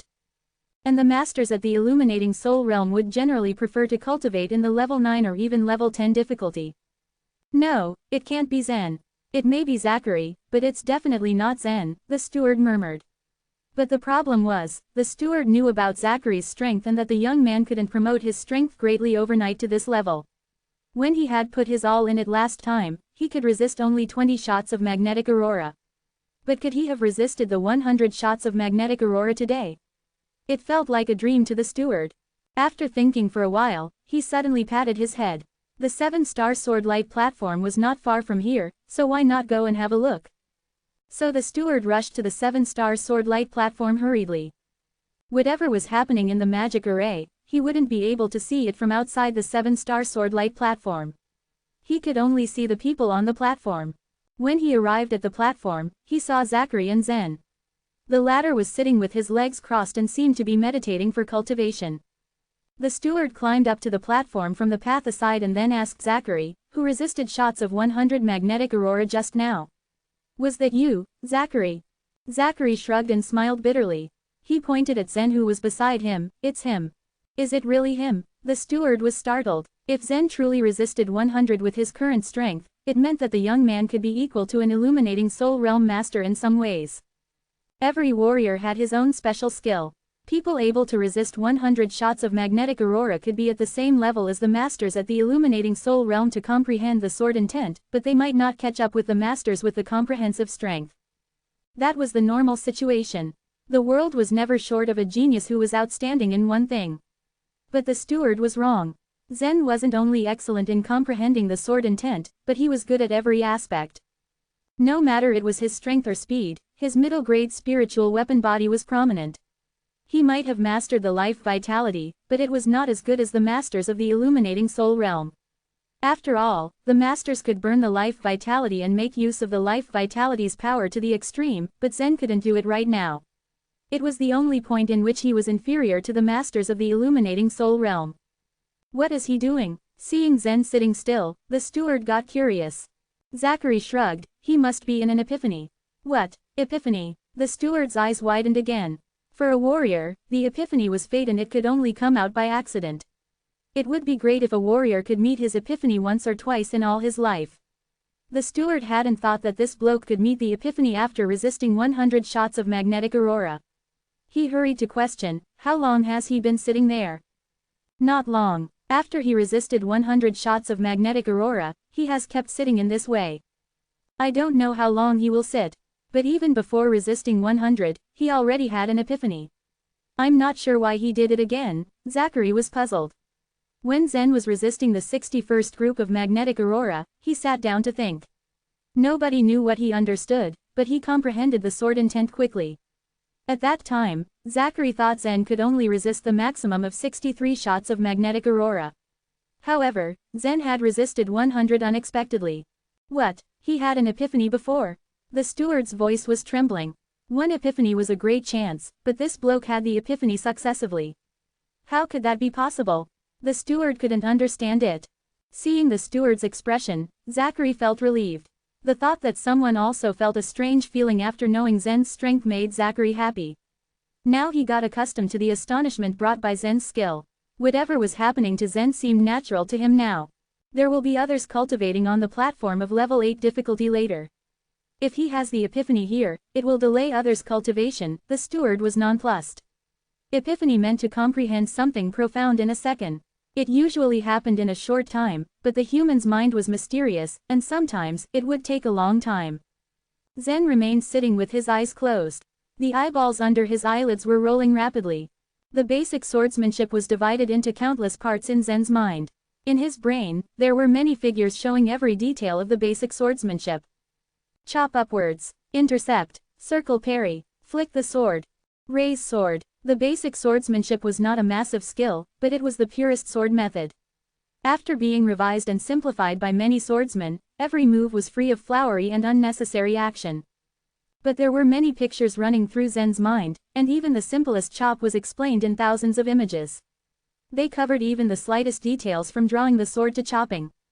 However, those images started to disappear simultaneously in an instant, and then vanished more and more quickly. In the blink of an eye, there were only more than 10 images left for the chop. This basic swordsmanship. Zen stared at it. The chop, in Zen's eyes was still the same as before, but as he looked at it longer, he had a mysterious feeling. He knew it was the basic swordsmanship, but felt like something else. After being simplified, the swordsmanship seemed to merge all the sword intent between heaven and earth into one movement. Zen looked at the other basic swordsmanship movements: flick the sword, sweep horizontal, lift up sword. Every movement looked ordinary and basic, but each of them hid a great mystery and made people unable to connect them with the common basic swordsmanship. Chapter 213, Delighted Grin. This is definitely not basic swordsmanship. Or this is a kind of basic swordsmanship that has never existed before. Zen thought furiously. He was so shocked that he could only ascertain a vague idea of how the swordsmanship worked. He knew it was a great opportunity for him to study how unique it was. He needed to make every second count here to observe it closely. At the moment, the steward of the 7-star sword light platform left the scene in a hurry to register a new group of disciples and then rushed back. He had to get back to Zen. Initially, he thought it would not pose a problem with Zen practicing on the platform if no other disciple chose the 8th difficulty level. However, a few of the inner disciples had chosen the same difficulty level just now, and 2 of them were from the noble clans. So, the steward had no choice left but to bring it to Zen's attention.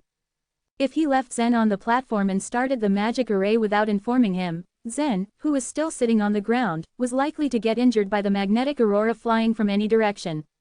That wasn't what he wanted to see, so he had to alert Zen about it. After stepping on the platform, the steward walked straight to Zen, but suddenly, when he was just about 5 meters away from Zen, he saw several sharp variations of energy flying in front of him as if threatening him. Poof! The sharp bursts of power suddenly flew at the steward.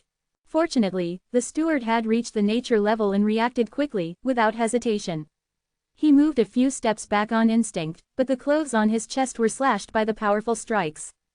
"It's the sword intent of protection," the steward murmured, an unpleasant look taking over his face. The attack was undeserved. Zachary too was astounded by what he just saw. He didn't realize that there was a sword intent of protection guarding Zen while he was in the state of epiphany. Impossible. How could he get the sword intent of protection in such a short time? He only just started to use the sword, didn't he? Zachary thought out loud. Only just started using the sword? What do you mean? The steward turned to Zachary, asking him in reply. He didn't dare go up to Zen and shake him out his epiphany now, knowing he was guarded by the sword intent of protection. Standing rooted to the spot, the steward watched Zen from afar. Zachary pointed at Zen casually and explained, "It seems that Zen is a novice with the sword. He used basic swordsmanship alone to resist the attack of 100 magnetic aurora waves." Basic swordsmanship. The steward repeated the words in astonishment. He couldn't believe his ears. As the steward of the 7-star sword light platform, he was a swordsman himself.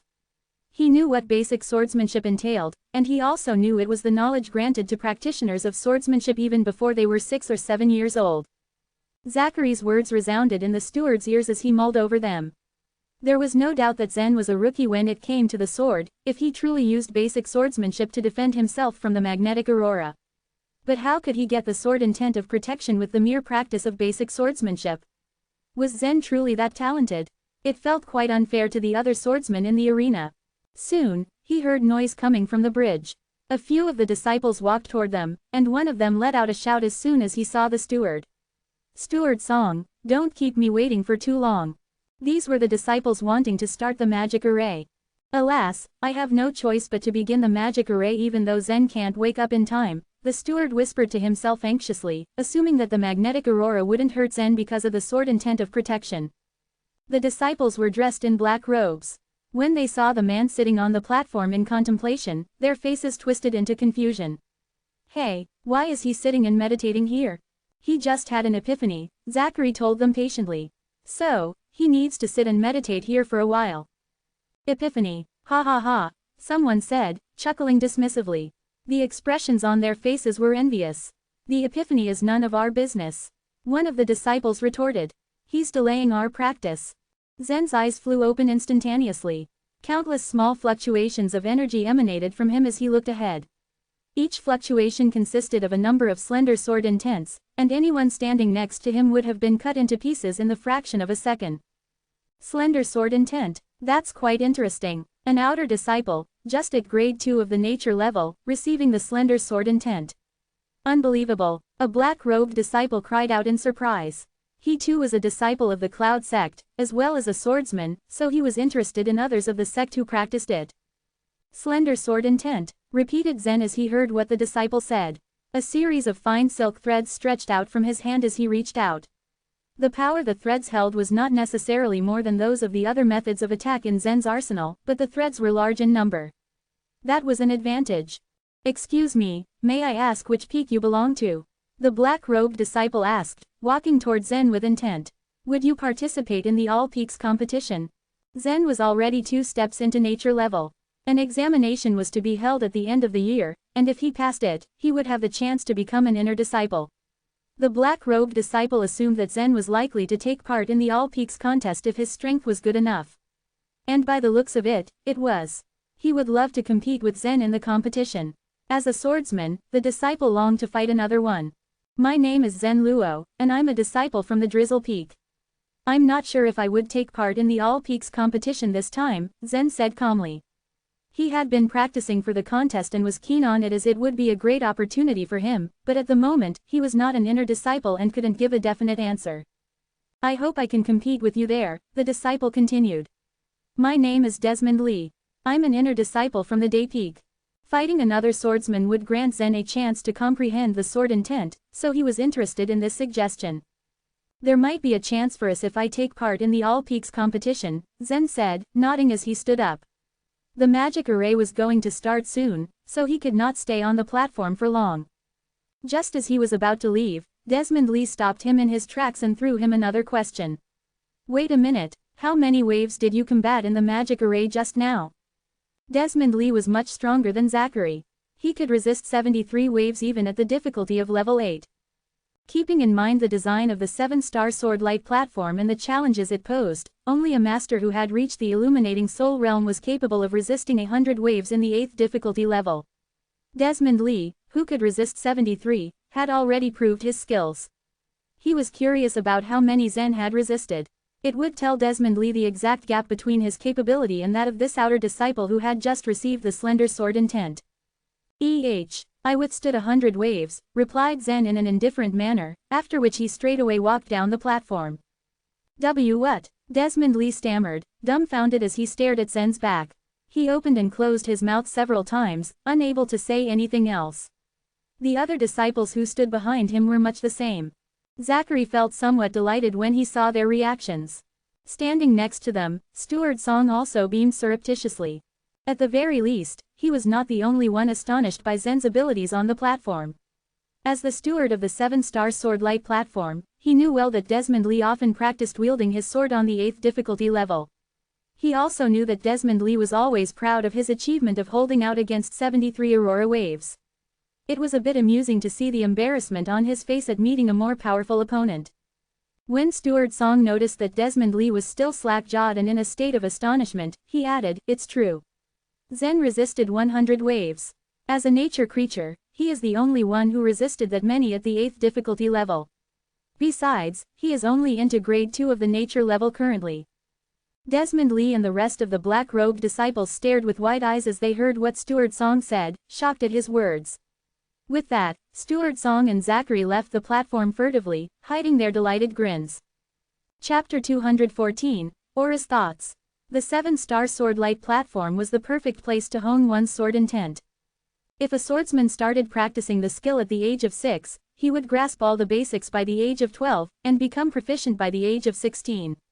Afterward, if he yearned for further breaking through, he would have to go through life-threatening tests unless he was especially talented. Nevertheless, a man can only live once. It might be easy to say, but when putting the words into practice, it would mean risking his neck to enhance his skill with the sword. One could only imagine how dangerous it was. Regardless of whether one was a swordsman, a blade practitioner, or a boxer, all martial arts practitioners had to face such a problem.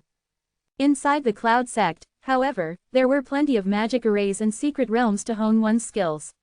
Any outsider would be dying to own even one of those items, making the Cloud sect regarded as the shrine of martial arts in the eastern region, attracting numerous talented, young practitioners from various counties of the eastern region who would squeeze themselves in at all costs.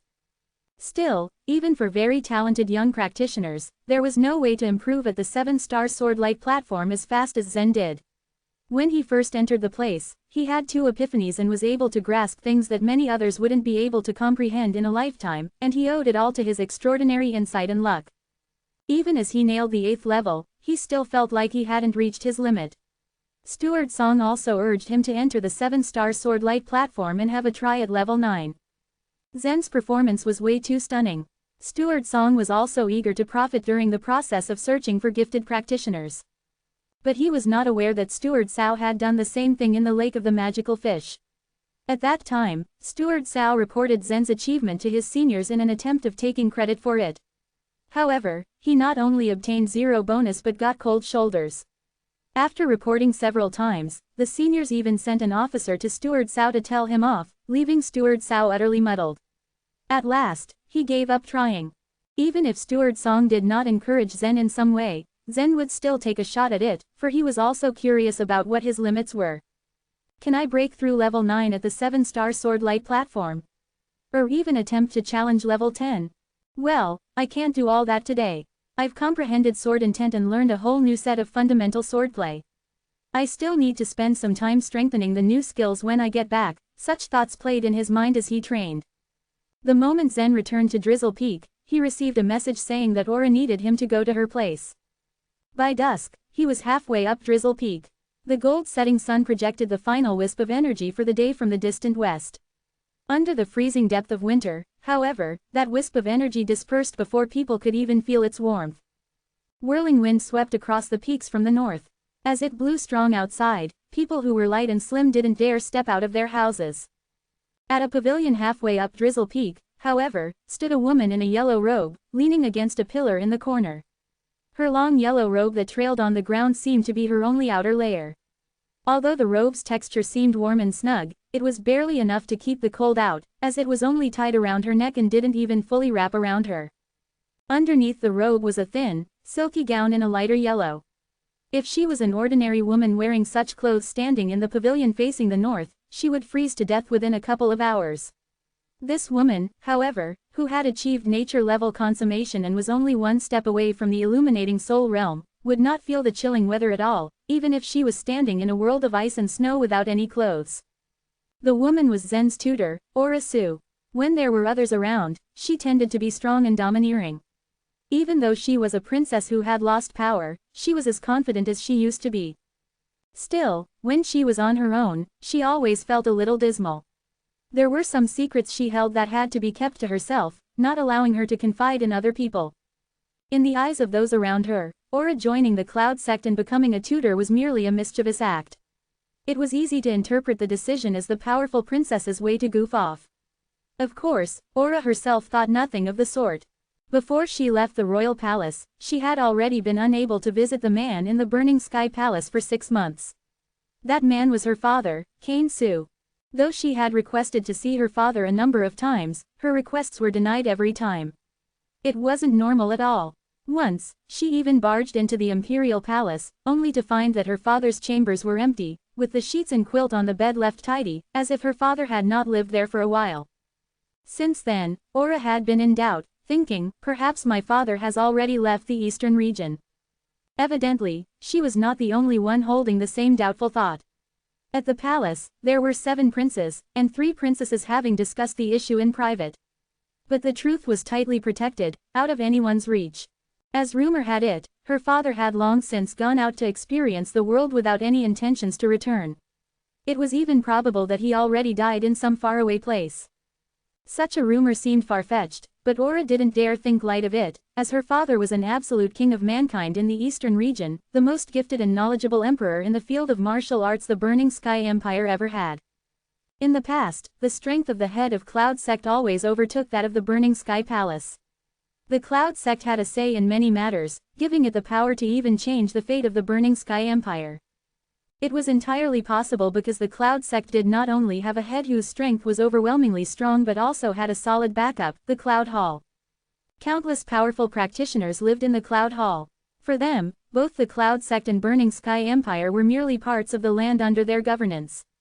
Given this, the Burning Sky Empire could only endure the suppression of the Cloud Sect for fear that they might offend the Cloud Hall. Fortunately, Cloud Sect was based within the Burning Sky Empire, so their conflicts of interest were few.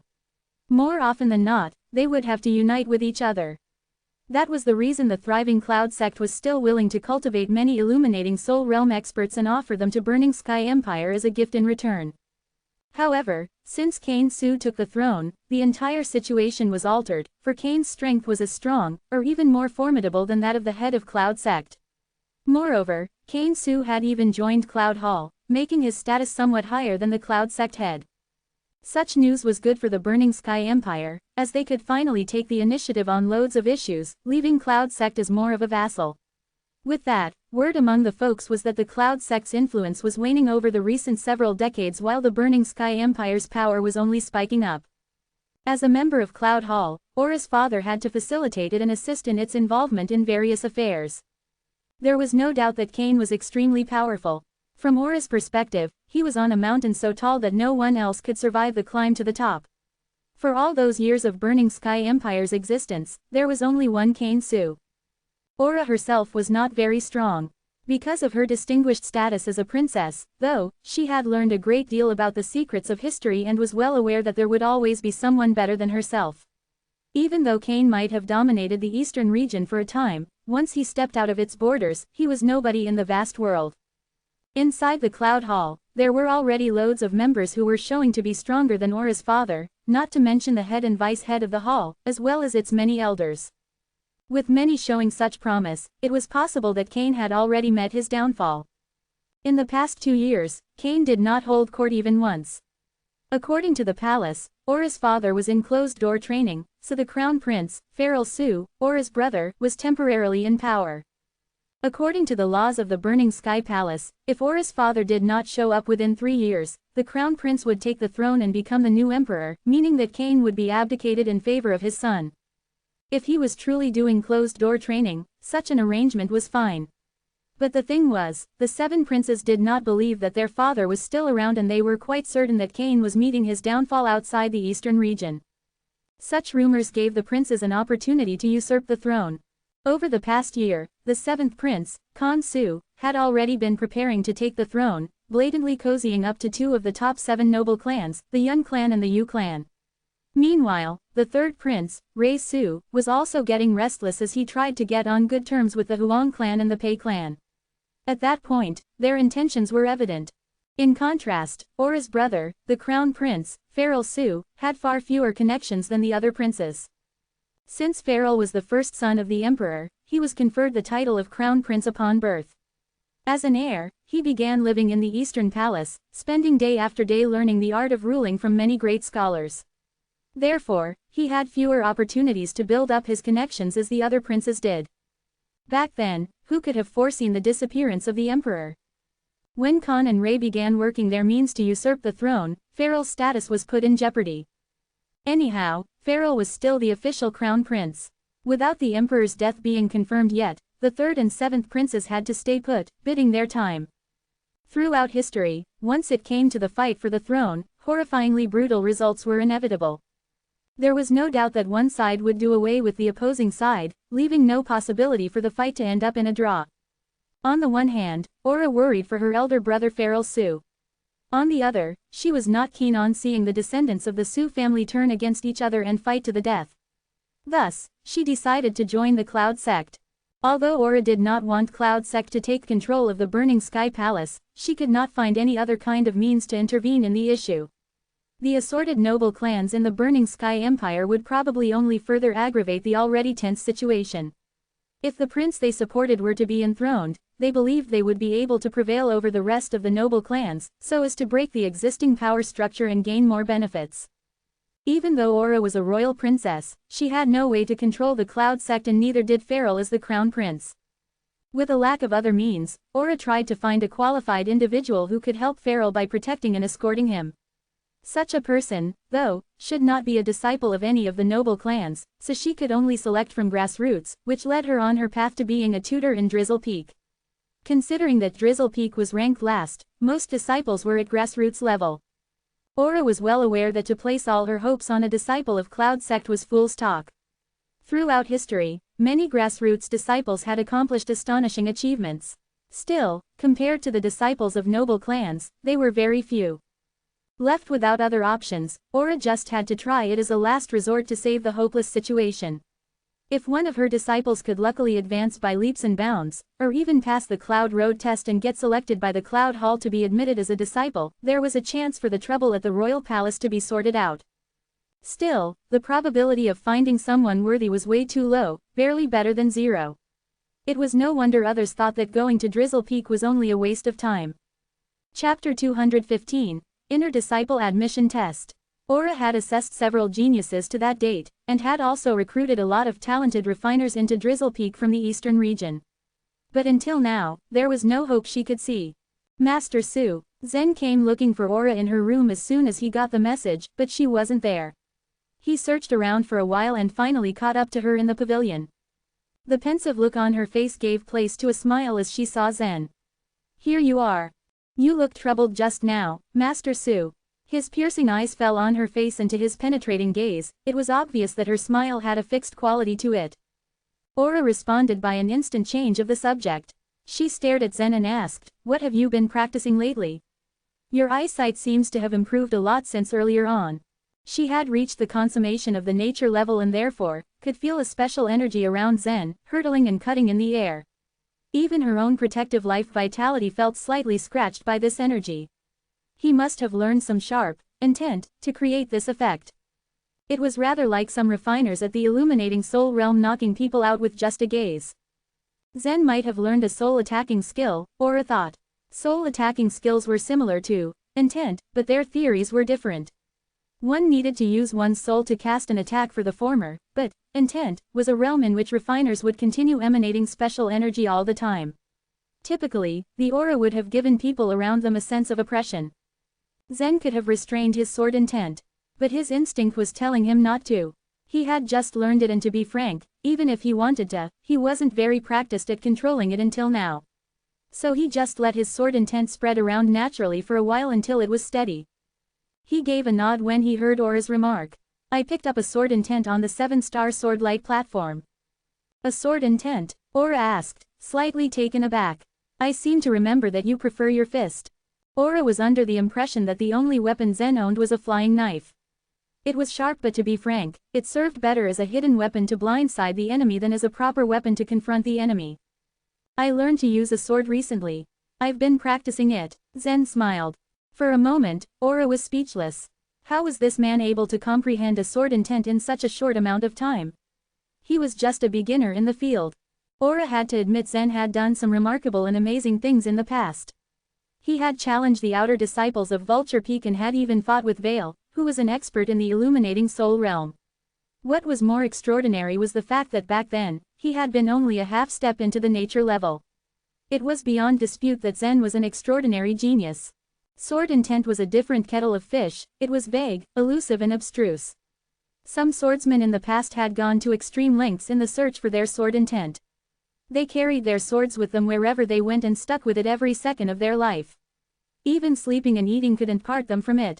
They did it for decades, but most of them never even got a glimpse of the intent their entire lifetimes and went into their graves full of regret. But this vague power seemed to come almost effortlessly to Zen. How was that possible? If there was one person who could climb to the very top and get into the Cloud Hall, Aura was counting on Zen as long as he survived his period of growing up. Still, it was already too late. The Crown Prince was about to ascend the throne in less than a year. And the king's third and seventh sons, who had been lurking out there and waiting, were sure to launch a coup any time they were ready. They might even do it the moment the Crown Prince was seated on the throne. Zen had been making steady progress. But as a refiner at the second rank of the nature level, he wouldn't make much of a difference. Aura realized that she was bemoaning fate. If only there were more time, things would be totally different. Just 2 or 3 more years and Zen could be the star disciple of Cloud Sect. Aura was certain of it. Giving up was never an option for Aura. She had grown up in the royal court and the experience had made her mind sharper and wiser than most common men. Her decision to join Cloud Sect had seemed a bit rushed and naive when she had looked back on it, but she never regretted it. She was the kind of person who, after making a choice, stuck to it. You got to know the sword intent in such a short amount of time after practicing swordsmanship. That is very lucky. For a moment Aura was at a loss for words. She had summoned Zen because she had intended to ask him to take part in the inner disciple admission test with the others. If he passed the test and became an inner disciple, then he could join the All Peaks competition. All Peaks competition was held every 3 years. Aura had already made up her mind to make Zen have a go at it, not that she expected him to land in a good spot in the league table. He was only 17, a young boy with so much potential, yet not enough training. He would probably make it into the top spots at the next All Peaks competition, but not now. There were so many talented young people in this day. Zen had a very good fortune, but God had showed almost the same amount of favor to some other top talents. That was the reason Aura didn't expect too much of Zen. Following the train of her thought, she finally got to the point. Now you have entered the nature level, which is enough to qualify you as an inner disciple. But you still need to pass the test. The test is tomorrow. All top 30 outer disciples are going to take it. Zen nodded. This test should not be too stressful for him. Seeing the look on his face, Aura added, "Do you have any idea why I want you to become an inner disciple of Drizzle Peak right now? Does it have something to do with the All Peaks competition?" Zen asked. Aura nodded and replied, "I want you to take a shot at the All Peaks competition. There's no pressure and I am not asking you to win it. Take it as a familiarization course. Soak up the atmosphere. There is one thing you'll want to keep in mind. The number of disciples who can compete is limited. The quota varies from peak to peak, basically according to the peak's strength. Drizzle Peak has got 7 places. All Peaks competition was a contest among all the top inner disciples from all 33 peaks. But there was huge gap between the strength of the 33 peaks. For instance, Skytop Peak constantly topped the other peaks and a great number of its inner disciples had already reached the consummation of the nature level. Some had even entered the illuminating soul realm. Drizzle Peak was nothing compared to Skytop Peak. The best of its inner disciple had just reached the consummation of the nature level. It would be unfair if all peaks had same quantity of places. For example, a refiner at the consummation of the nature level could barely qualify to fight on behalf of Skytop Peak. Meanwhile, the places of Drizzle Peak fell on those disciples who were merely at the 5th or 6th rank of the nature level. Therefore every peak was allowed a different number of places. Skytop Peak was the best peak and was allowed to send 43 disciples to fight in the All Peaks competition. As for Drizzle Peak, 7 places was all it got. 7 places for the top 7 inner disciples from our peak. Which means you'll have to get into the top 7 to qualify for a shot at the All Peaks competition. I can't help you on that. You'll have to do it on your own. Aura told him slowly. In Aura's view, Zen was capable enough to reach the inner disciples, top 7.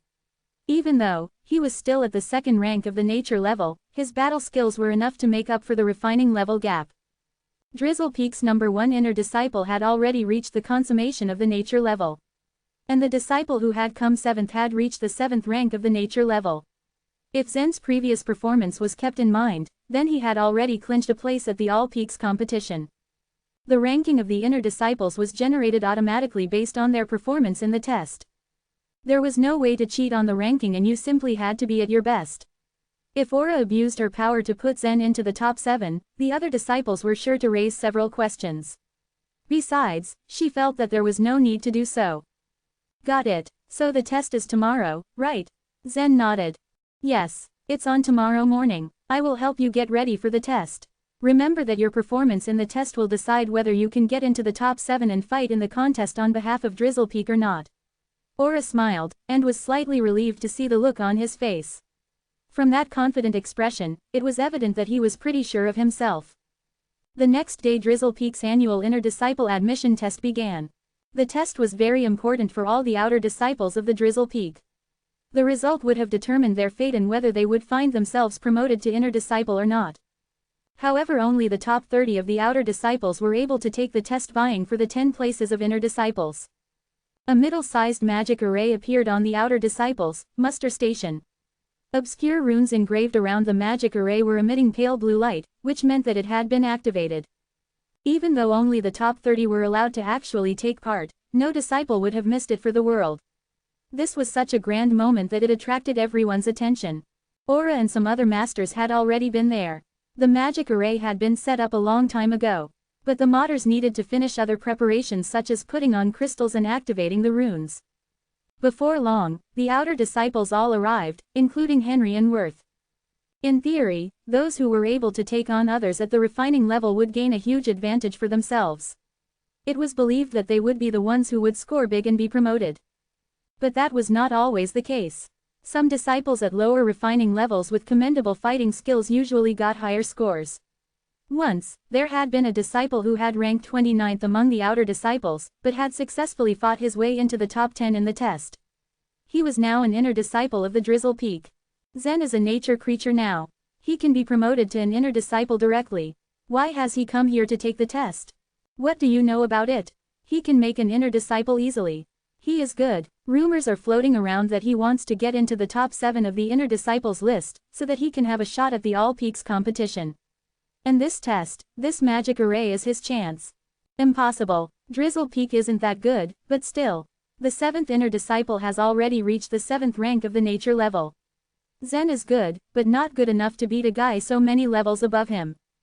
Ha, have you ever actually tested Zen's limits? Besides, why else would those black-robed disciples be here to watch the test? You can see from here. That black-robed disciple standing at the far side is Ben Wong. He ranks 7th among the inner disciples. He is supposed to join the All Peaks competition on behalf of Drizzlepeak. But he is a bundle of nerves now. If Zen performs well, he will beat Ben and take his place. The test had not yet started, but all kinds of news were spreading among people, much like wildfire. Chapter 216, The Fight for a Place in the List. Ben Wong, an inner disciple of the Drizzlepeak in the Cloud sect, followed other disciples to have a look at the test of the outer disciples. There was no need for him to worry as he was at the 7th grade of the nature level. He was much stronger than the one at the 8th place among the inner disciples of the Drizzlepeak. A test like today's was normal among the inner disciples of the Drizzlepeak every day. Even the magic array itself was a regular training place for the inner disciples.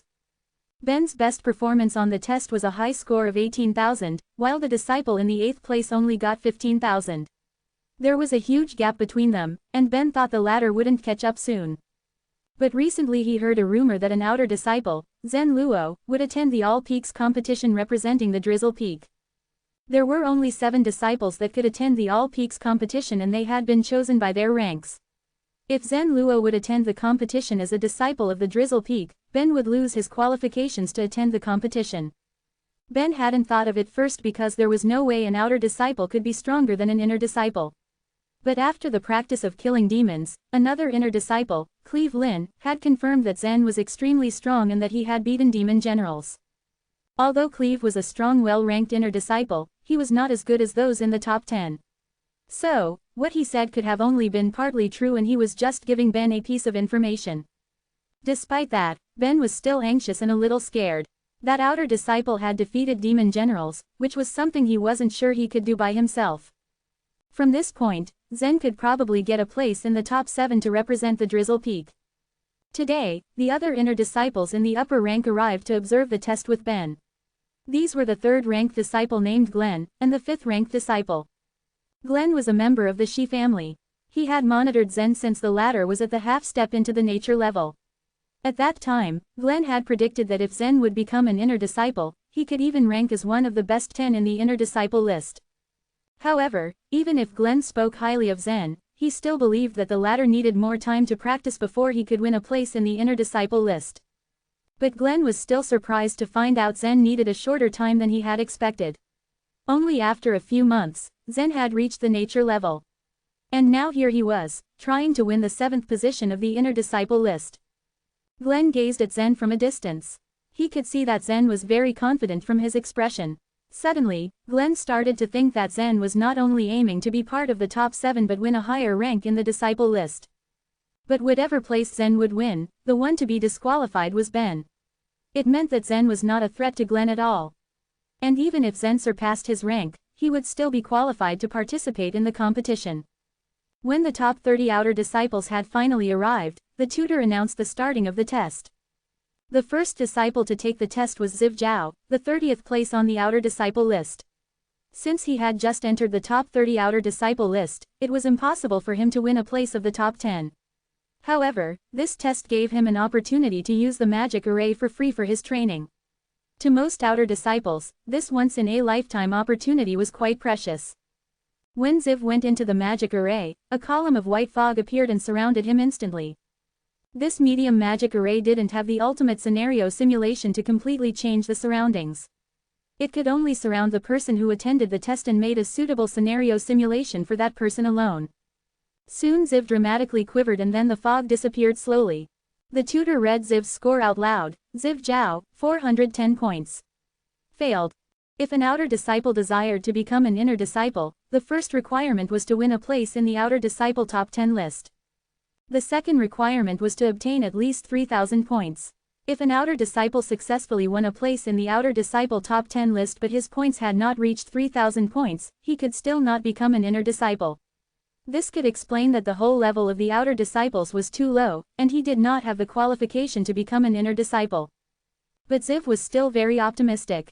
Although he was not satisfied with his performance, he now clearly knew his own strength.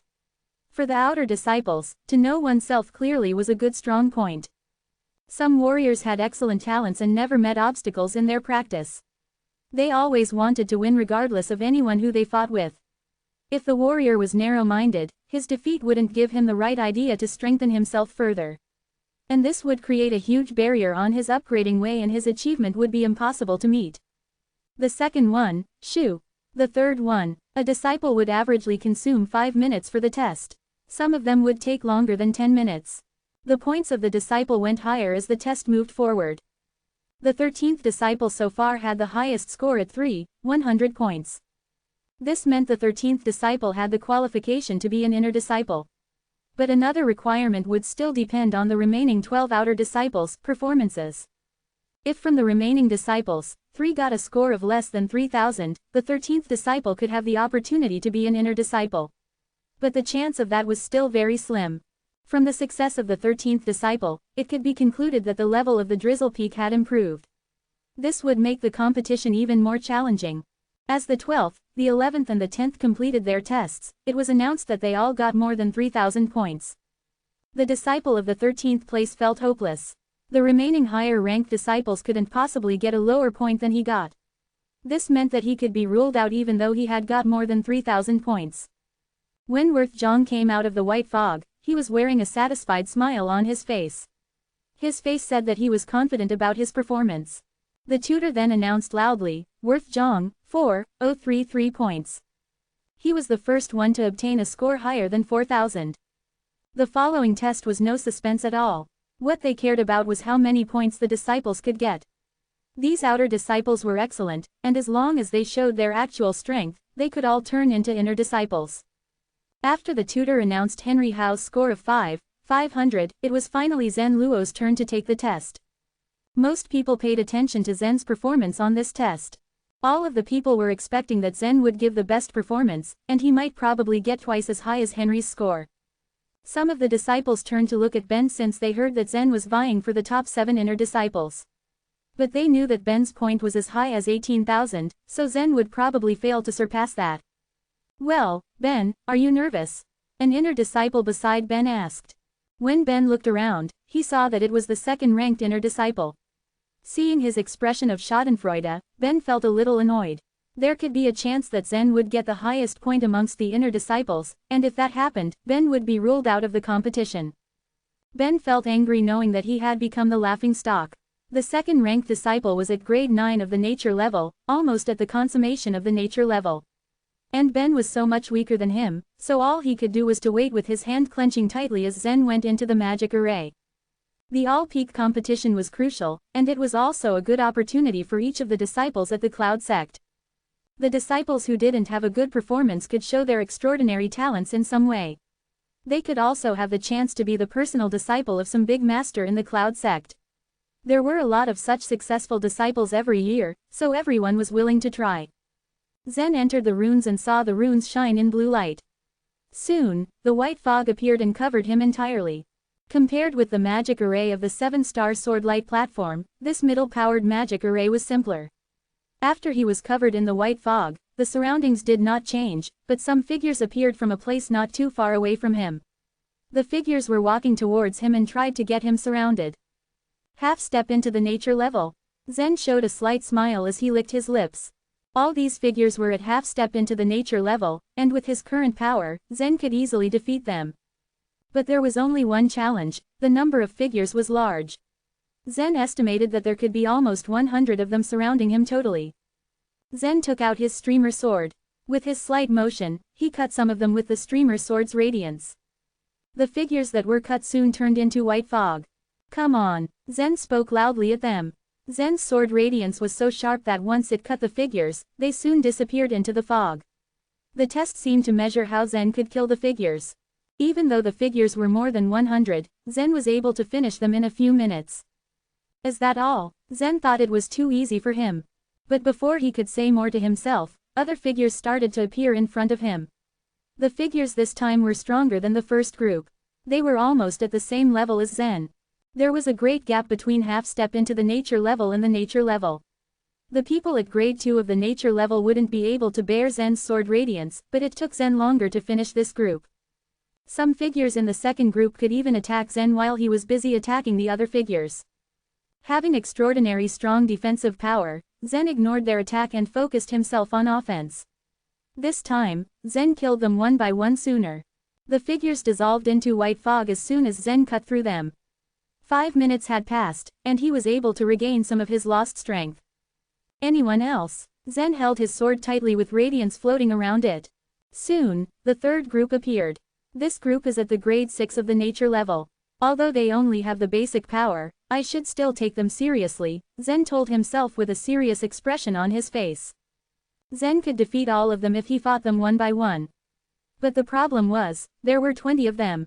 1 against 20. Faced with 20 grade 6 of the nature level figures, Zen had to give his best. Bang! When Zen tried to cut the nearest one, the figure just fended off the sword. This caught Zen by surprise. The figures at grade 6 of nature level are really different from others I have encountered. They are much stronger, but do they think they can survive my fairy weapon? Zen thought with a cold smile. Zen waved his sword hard, and a grating sound was heard when the streamer's sword hit one of the figures' weapon. He cut the weapon and the man with one hit, and then the man turned into white fog. After Zen killed one, another 4 figures charged at him. Zen couldn't take them all at once, so he had to have a plan. He strode aside quickly to avoid their attack. At the same time, he began to fight back like a snowflake in the storm. Flick the sword, Zen shouted. Flick the sword was one of the most powerful motions in the basic swordsmanship. His hand holding the sword pulled back while his right foot was raised. His whole body tilted. Then he stamped his right foot on the ground. Together with the strength of his right foot, Zen's whole body formed a high mountain and crashed forward like huge stone falling from high mountain with great power towards the 4 warriors. Chapter 217. Ranking first among the inner disciples. Snap hiss. The sword intent formed countless tiny whirlpools, which rolled round and round in front of Zen. They rotated in different directions and at varying speeds, shredding all the phantom warriors who were drawn into the vortex to pieces. Although the sword skills used were still basic, they were different from earlier. After being simplified, these sword skills demonstrated the maximum power of the sword intent. Zen swished his sword aggressively. The streamer sword shuttled among the warriors at the 6th grade of the nature level. It was so quick that it looked like flying silver light.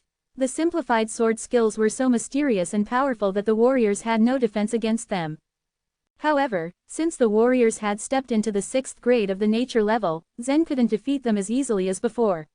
He needed to spot their weaknesses and then adjust his swordplay to kill them with one blow.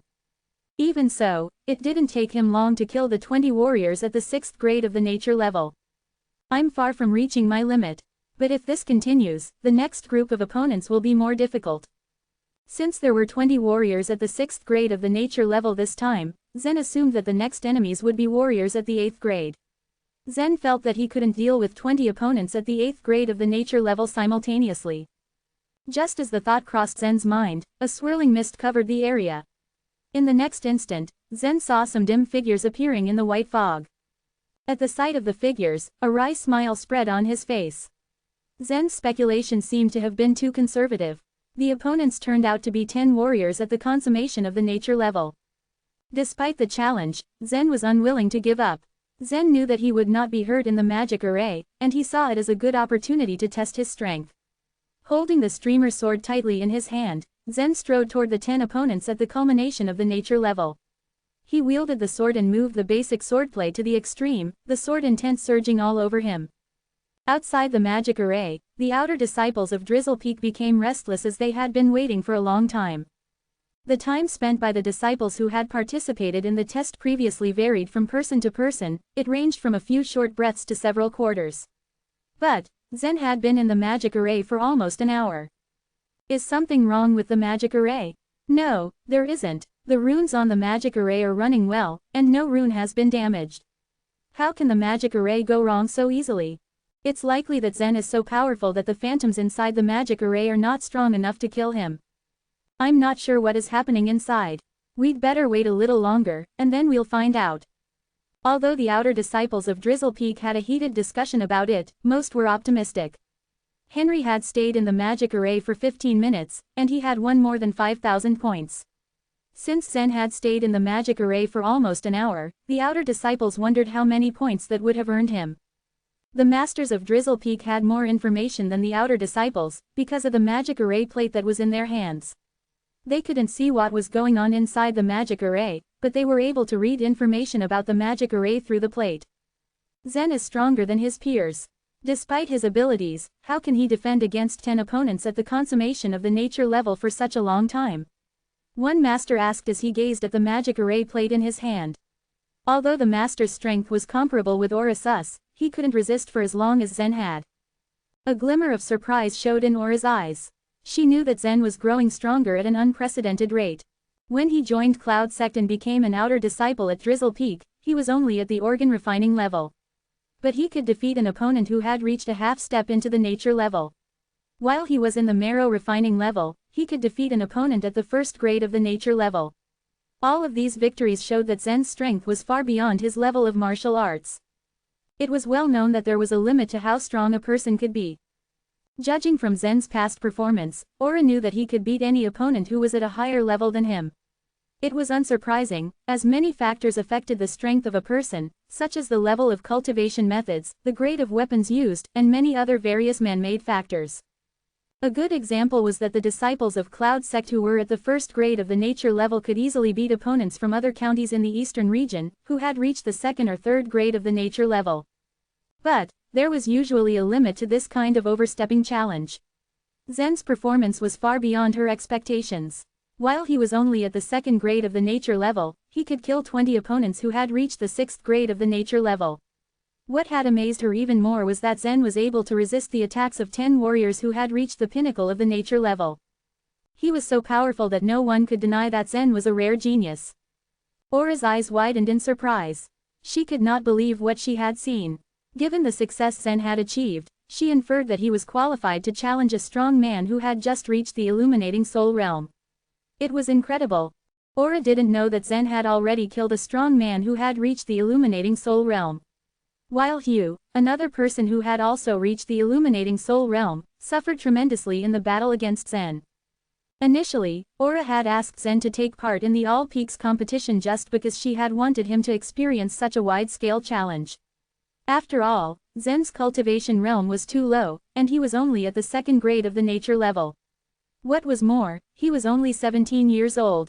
If Zen could continue to cultivate and improve himself at his current rate, she believed that he could get a good ranking at the next All Peaks competition, which would be held 3 years later. Given that there were so many gifted disciples at Cloud Sect, Aura had thought that she had overestimated Zen's potential and capabilities when she advised him to participate. She hadn't expected Zen to demonstrate such extraordinary strength during the test. Although the Phantom Warriors at the pinnacle of the nature level in the magic array only had the basic strength of this level and were not as powerful as the real ones, Aura could only deal with 2 or 3 simultaneously. During the test, she remained undefeated. However, she could not kill them. But Zen performed better than her. Not only did he resist the opponents, but he also found opportunities to fight back. A red dot on the magic array plate disappeared in a few moments. Every red dot on the magic array plate represented a phantom warrior who had reached the peak of the nature level. The disappearance of one red dot meant that Zen had managed to kill that phantom. He can fight back despite being attacked by 10 men at the highest grade of the nature level. How does he manage to do that? Aura and the other masters were wondering whether Zen had managed to elude his enemies by running away with some kind of rare body movement and footwork. But the warriors being killed in the magic array indicated that Zen was not running away. On the contrary, he was fighting back. There was a huge gap between the inner and outer disciples at Drizzle Peak. The outer disciples were reserved talents for the inner disciples, and only the ones that qualified could become inner disciples. Even at Drizzle Peak, which ranked last among the 33 peaks at Cloud Sect, there was an inner disciple who had reached the pinnacle of the nature level. While in the peaks ranking at the forefront, such as the Skytop Peak, some inner disciples had reached the illuminating soul realm. But Zen's performance proved that he was a top elite even though he was an outer disciple of Cloud Sect. An hour later, people outside the magic array noticed that the white fog had begun to disperse. Finally, they could see Zen. It's over at last. He is a genius. I want to know how many points he got. Many outer disciples had been waiting for nearly 2 hours to see how many points Zen earned in the test. They hadn't thought that they would have to wait for such a long time. The master checked the magic array plate and shouted, "Zen Luo, 55,000 points." Ooh! Upon hearing the score, the disciples erupted with excitement. Several heated discussions began. It was a staggering figure. Worth's and Nori's eyes were wide with excitement. As Zen's friends, they knew that he was strong. But neither of them had fought with Zen, and so they could not provide specific numbers to quantify his strength. But the score helped settle the matter. 55,000 points. The number was 20 times more than Worth's. Does this mean that Zen can beat 20 men of my strength simultaneously? Worth smiled and said. Nori laughed and answered, 20 men. Is that all? I'm sure he can handle more. Ha ha. Obviously, a man's strength couldn't be measured by a specific number. Worth couldn't win against Zen with his strength. If he decided to challenge Zen with support from others, he would need an army composed of soldiers of the same strength as him. A large number of people could drain Zen's power enough to defeat him. Hearing Zen's score, Ben's heart sank. A reluctant smile replaced the hope he had felt. He knew he didn't have a chance anymore. He had been overconfident before Zen finished the test. He had thought that Zen was only at the second grade of the nature level. Ben had rationalized that no matter how strong Zen was, there was a limit. Ben had been practicing martial arts since his childhood, and he was the best in his family. With the help of the top 3 family clans of his county, Ben had entered Cloud Sect at a young age. Then he became the inner disciple without much effort. Up until now, he had been the pride of his family. So Ben had decided that if Zen's score exceeded his, he would challenge Zen. Although he was not quite sure of his victory over Zen, Ben still wanted to try. He wouldn't be willing to admit defeat if he didn't try once. But when he heard the master announce that thrilling score, Ben gave up his plans. 55,000 points. Yehudi Zuo, who ranked the first among the inner disciples, had scored a little more than 40,000 points. Yehudi had reached the peak of the nature level, while Zen was only at the second grade of the nature level. It was shocking that Zen was stronger than Yehudi. Considering Yehudi's strength, Ben had no courage to challenge him. Now that Zen seemed to be stronger than Yehudi, Ben was sure that Zen would trounce him. With that thought, Ben decided not to humiliate himself. Zen earned 55,000 points when he was at the second grade of the nature level. He ranked first among the inner disciples at Drizzle Peak as soon as he became an inner disciple. The news spread through Drizzle Peak like wildfire. There had always been a huge gap between the inner disciples and the outer disciples. Any inner disciple could beat an outer disciple and become the top one among them. However, Zen's progress was unparalleled. In less than a year of being a disciple at Cloud Sect, Zen had become an inner disciple at Drizzle Peak with such a remarkable achievement. This was a situation that had never happened since the founding of Cloud Sect. He had set a new record. Although Zen was about to be promoted to inner disciple, he was still an outer disciple. So now, he represented the glory of the outer disciples. Once he became an inner disciple, Zen would get more pills and money, and access to a few secret cultivation places that were reserved only for inner disciples. Although these secret cultivation places were not as good as the Lake of the Magical Fish and the 7-star Swordlight platform, disciples would not need to spend points when using these places. This made it an excellent alternative for inner disciples who came from ordinary families. Even some disciples from noble clans would choose to practice in these secret cultivation places, because not every gentry child could get the full support of their family. The inner disciples lived on the top of Drizzle Peak, which was also the highest point of Drizzle Peak. So, after passing the test, Zen was assigned a new house. He packed his luggage, put it into his space ring, and moved into his new accommodation. As he climbed from the hillside to the top of the peak, he met many inner disciples dressed in black robes, all of whom cast curious glances at him. In general, compared with the newcomers, the inner disciples who had entered the inner door earlier had strong psychological advantages. They looked down at the newcomers, like an experienced person looking at a green hand. After all, the new inner disciples couldn't match them in terms of strength. Zen, however, was an exception. Chapter 218. The people he wanted to protect. It was said that no one taking the test could earn 55,000 points, and even the legendary Yehudi, who had reached the consummation, was unable to hit that mark. What did it mean, if it was beyond even Yehudi's ability to achieve? The significance to that revelation was that Zen's combat level was higher than the consummation. Added to that, Zen was probably comparable to a master in the illuminating soul realm. Everyone admired and hoped the best for him. Rankings among the 33 peaks were determining factors in how the peaks fared and the award amount. The monthly pay of disciples in the top peaks, including Skytop Peak and Blackrock Peak, would make the Drizzle Peak disciples green with envy. Moreover, the Cloud Sect could send the Masters of Magic Array to build magic arrays of a large scale as secret cultivating spots where the inner disciples from those peaks could practice their refining techniques away from prying eyes. These secret spots probably couldn't compare to ones that were required to pay, but that didn't make much difference because they were completely different from those on Drizzle Peak.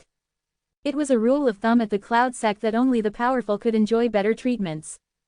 Therefore, it was difficult for a powerful man to cultivate his skills at Drizzle Peak.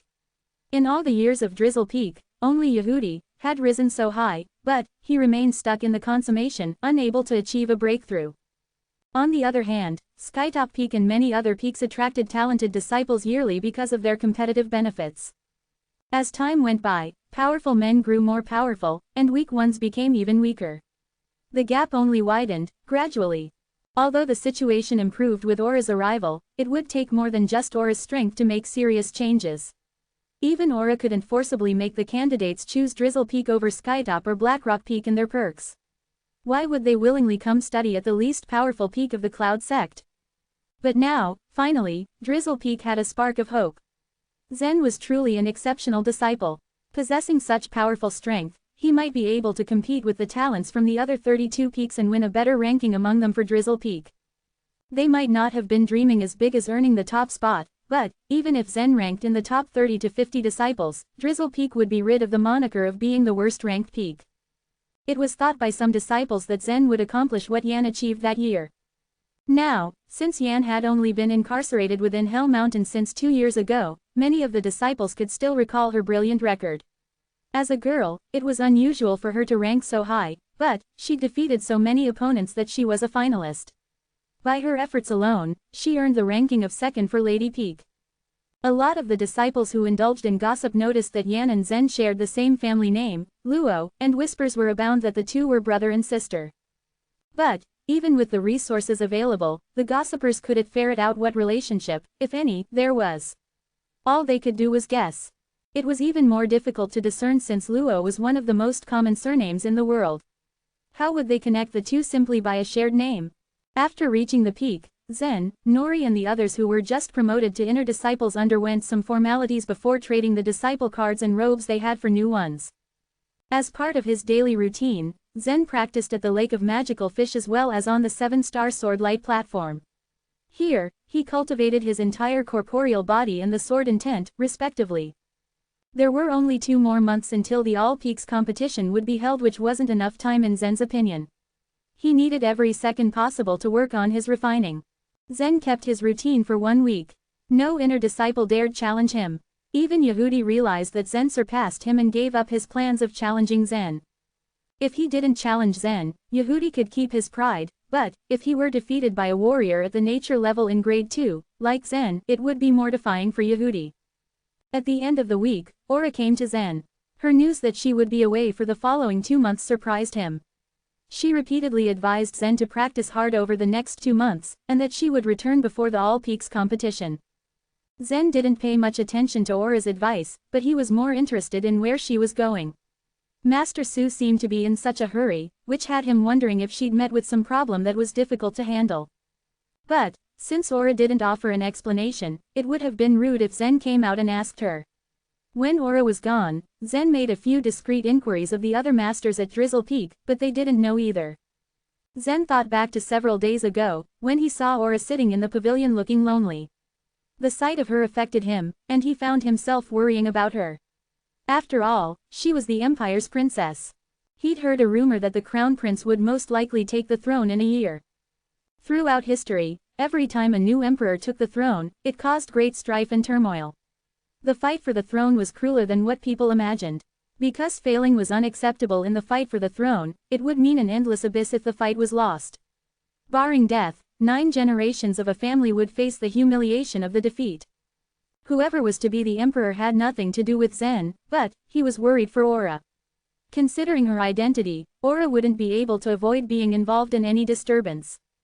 As of that moment, Zen was unable to defeat either the eunuchs of the Burning Sky Palace or the masters of the Illuminating Soul Realm from the top 7 noble clans, but, if anyone harmed Aura, Zen would defend her, without hesitation. In the past, the only one person Zen wanted to protect was Yan. Rescuing Yan from Hell Mountain was Zen's greatest desire. However, now, he had 2 people he would protect, Yan and Aura. Warriors attached great significance to always improving strength. Without it, everything was out of reach, like a fantasy. Until at last, they turned to bones and dust, becoming stepping stones for other masters, with no day of their own. Thinking about that, Zen practiced more strenuously over the next months. During those 2 months, every secret cultivating spot at the Cloud Sect was full of disciples.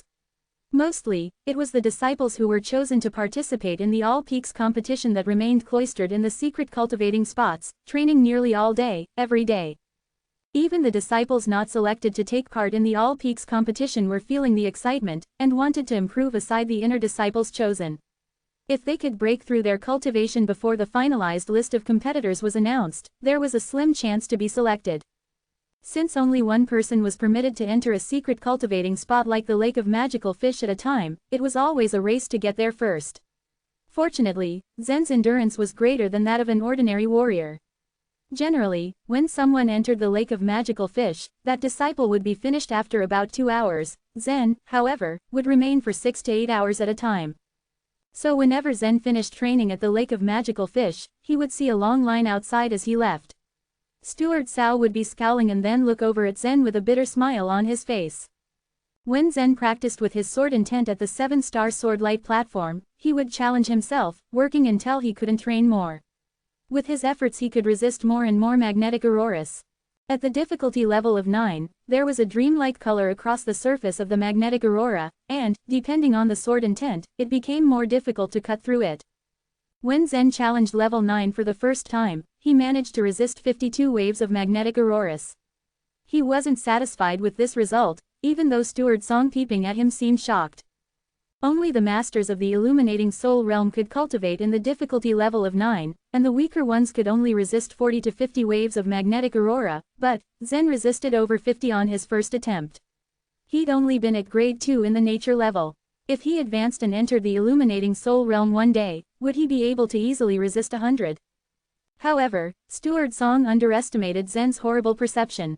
The sword intent was more outstanding after he'd practiced with it many times, and the sword radiance became saturated with energy and sharper. The second time Zen entered the level 9 difficulty, he resisted 69 waves of magnetic aurora. On his third session, Zen managed to resist 77 waves of magnetic aurora. Steward Song became used to Zen's progress, still, he was puzzled by something. A few days ago, he reported to the leader how Zen was progressing with his training. He thought such a rare talent like Zen shouldn't go unnoticed at the Cloud sect. Steward Song believed that after he reported his findings, he would be given some reward, but he hadn't expected for the leader's response to be one of denials. Even though it was a mere 2 words of no approval, it gave him a lot of information. While the talented outer disciples were reserved for becoming inner disciples, the inner disciples could be promoted to personal disciples of some masters, and all disciples at the Cloud sect were considered in selections by the lofty Cloud Hall. The Cloud Hall wouldn't miss seeing a brilliant talent like Zen, neither should the Cloud sect, so he'd reported what he learned to the leader, to no avail. The reaction he received suggested there was something amiss with Zen, like he'd offended someone in a high position, or maybe he was wrapped up in something sensitive. Compared to Steward Sao, who reported information repeatedly and ended up in trouble, Steward Song was much wiser. Aside from practicing at hidden cultivating spots daily, Zen had no free time. He spent his nights studying the Heavenly Ogre Fist. As a 5th-tier refinement method, Heavenly Ogre Fist didn't only offer Zen demonic life vitality. The first move he learned in the Heavenly Ogre Fist, Ogres Shaking the World, could only be used by consuming a large amount of Zen's life vitality, and it could only attack one person at a time. In the beginning, Zen thought the second move, Swarm of Ogres Surging, was a move to use conjointly, but as he meditated deeply, he found it wasn't that simple. Swarm of Ogres Surging could turn life vitality into dark demonic phantoms. As Zen sat in a secret cultivating room, he entwined his fingers into each other, and twisted himself into a complex posture. Swarm of Ogres Surging, now. Whir, came the monotonous sound as dark purple life vitality unfurled around Zen. Chapter 219, The Demonic Phantom. After the constant practicing of Zen, the demonic life vitality became darker as the purple color mixed in it gradually faded away. The tiny starlight embedded in it became more lustrous and brilliant. Inside Zen's body, there were 6 streaks of life vitality flowing out. Under his control, this life vitality would form a silhouette of Zen, but a smaller version. This was the form of the demonic phantom. Zen glued his eyes on the phantoms, pointed his fingers at them and uttered lightly, "Rise up." In an instant, the 6 demonic phantoms started flying in the room. As the demonic phantom itself originated from life vitality, it was weightless. Thus, it could fly briskly and fast. Moreover, the 6 of them flying around would make the best defense from enemy attack. With Zen's current strength, he could only summon up to 6 demonic phantoms. However, according to the records from Heavenly Ogre Fist, with much practice, those with strong psychic force could summon up hundreds of demonic phantoms. Each demonic phantom could absorb the enemy's life vitality to strengthen its own a special attribute of demonic life vitality. Once the demonic phantoms matured, their powers would be more terrifying. Whoosh, whoosh, whoosh. Bang. Something was flying crazily and crashing onto something. It just happened with a blink of an eye. It was one of Zen's demonic phantoms. Due to Zen's relatively weak power, it slipped out of his control, crashed directly into the wall of his practice room and then penetrated through another 2 walls of the house, leading to the collapse of the half-outer wall of the house. The inner disciples' houses had a secret practicing room where they could conduct further studies and practice their own unique skills in their own time.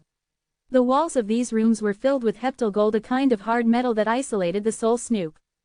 Obviously, Zen did not expect that the demonic phantom could be so powerful that it would directly crash through the hard walls made from heptal gold. What the heck happened? Why did the walls collapse? Other disciples were surprised to see what happened and didn't understand what caused the hard walls to collapse. Zen's house was not far from the other inner disciples' houses, thus, they easily heard the loud noise, so they went to check out what happened. Zen came out from the hole on the wall, wearing an awkward smile, and said apologetically, "I'm sorry.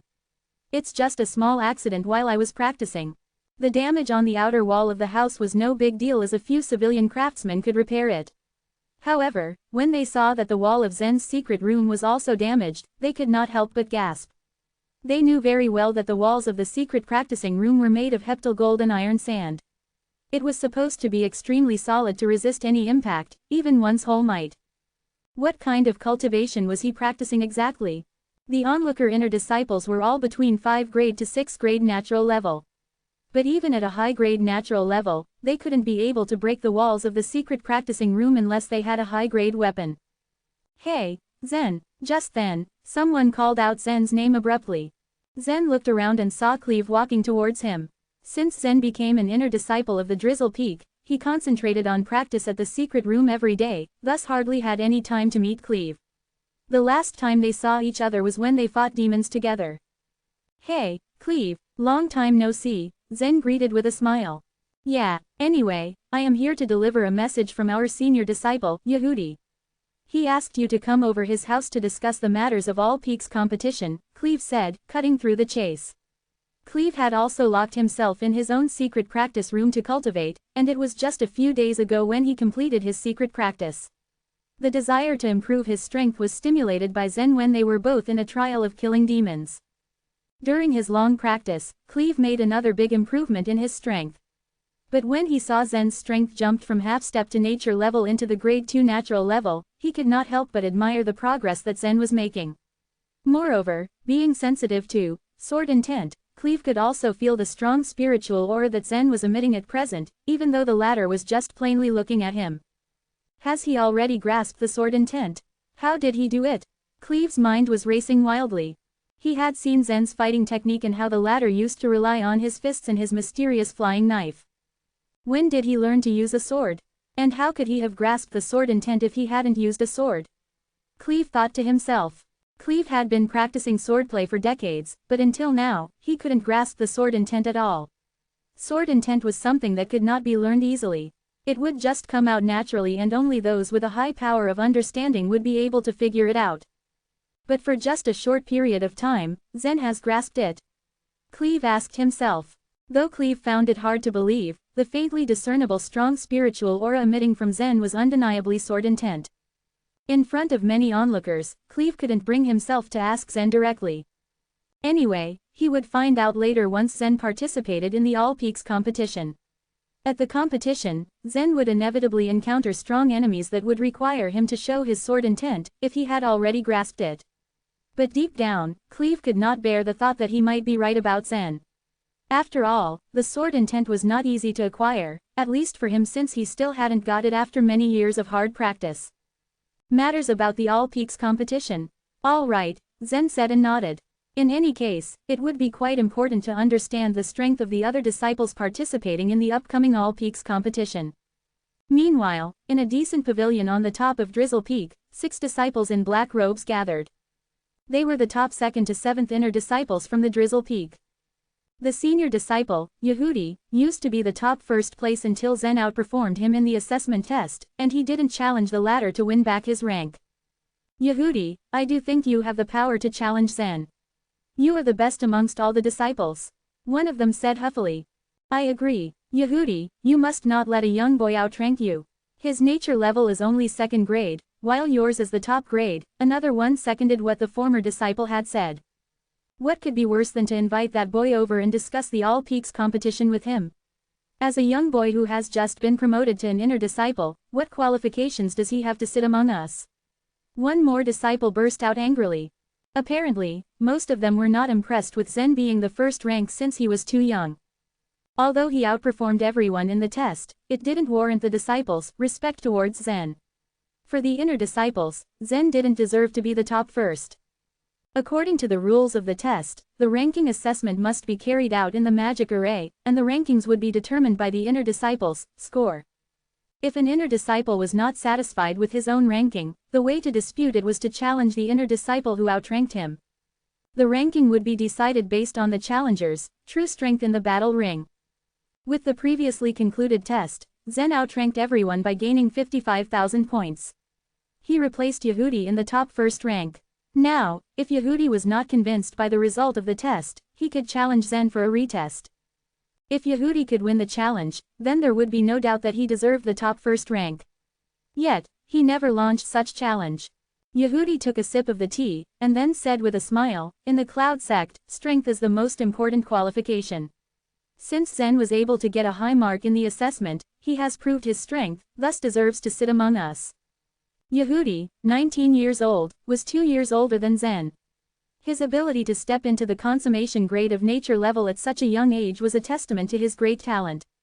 One genius often tended to welcome another genius challenge. Compared with the other disciples, Yehudi was obviously more generous. But there must be something wrong in that guy's score. Being only second grade of nature level, how could he be so powerful to get the highest score? I guess, he might have used a special trick in the magic array. A disciple in a black robe said heartily. It would be hard for him to believe that a guy whose natural level was second grade could outrank them.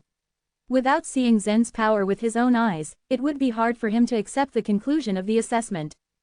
Yehudi simply shook his head. He had originally planned to challenge Zen, but a master on Drizzle Peak, who was Yehudi's close friend, reminded him not to do so. To convince Yehudi more, the master showed him Zen's performance records in the magical array. In the records, Yehudi saw that Zen simultaneously killed the phantoms of 10 disciples whose nature levels were consummation grade. From then on, he became aware that Zen was out of his league, and he could not afford to challenge the young disciple. Although Yehudi could kill one phantom with his current strength, he wasn't sure if he could handle 10 phantoms at the same time. If he was in Zen's place, he could have ended in a disastrous situation. He was finally convinced that there was no chance he could defeat Zen in a challenge. Therefore, to avoid further humiliating himself, he accepted the conclusion of the assessment wholeheartedly. Yehudi also understood that his ranking amongst the disciples in the Drizzle Peak was not a big deal. There was nothing he could lose if he lost it. What mattered to him most right now was the All Peaks competition. Let's put that topic to rest, shall we? Let's focus on what's important: the All Peaks competition. Zen's strength is truly outstanding, and that's a good thing for all of us. If Zen can lead us to improve our rankings among the 33 peaks, the Drizzle Peak will get more support from Cloud Sect. If that happens, we can build large-scale magic arrays at our Drizzle Peak and many more secret practice buildings. I believe that would benefit everyone. Thus, we should give him our warmest welcome. Yehudi said lightly. When the disciples heard Yehudi's enlightening words, they stopped arguing and complaining. They thought that maybe Yehudi was right and that Zen indeed deserved to be with them, and since he had become a member of Drizzle Peak, they should stop attacking him behind his back. Drizzle Peak was currently at the bottom of the ranking list, the weakest peak among the 33 peaks. Since the number of disciples who could attend the All Peaks competition was only 7, they should be united as a team. A few moments later, someone knocked on the door, and one of the disciples in black robe bellowed, "Come in." It was Cleve. When he heard the permission, he pushed the door open and whispered to Zen, "Yehudi and other senior disciples are already inside. You can come in there and join their discussion." Although Cleve's strength was stronger than most disciples of the Drizzle Peak, he wasn't strong enough to be part of the top 7. As a result, he was not eligible to attend the meetings related to All Peaks competition. Zen thanked Cleve and stepped inside. Yehudi looked at Zen, then stood up and said with a smile, "Are you Zen? This is our first time to meet you, so forgive us if we don't recognize you. Nice to see you here. I'm Yehudi. Nice to finally meet you, Yehudi. I've heard so much great things about you," said Zen sincerely, greeting with his cupped fists. "Please take a seat here," Yehudi said heartily as he pointed to the top seat next to him. The top seat originally belonged to him, but now he was willing to give it to Zen. Zen didn't have any knowledge of the seat arrangement, so he just accepted Yehudi's instruction.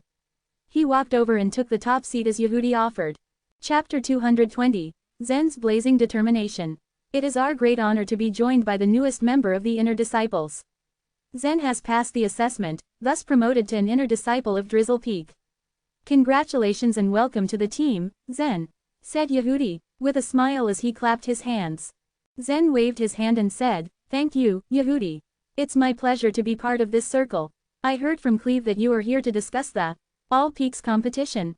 Yehudi nodded. "Yes, as the saying goes, know the enemy as well as yourself. Since you just joined the Inner Disciple Circle, you may not be familiar with some things. So, I was instructed to discuss the strategy in the All Peaks competition with you. What can our strategy be this time? The other peaks are obviously better than us, so how can we gain the advantage this time?" I believe that the best we can do is to hold out for one day, said an inner disciple. These words were implied to satirize Zen's strength. The inner disciple wasn't convinced that Zen could help them bring Drizzle Peak to a good place. Hearing those words, Yehudi frowned slightly and said, human effort is the decisive factor in the competition. I agree that our peak isn't strong, but if we don't try, we will never know.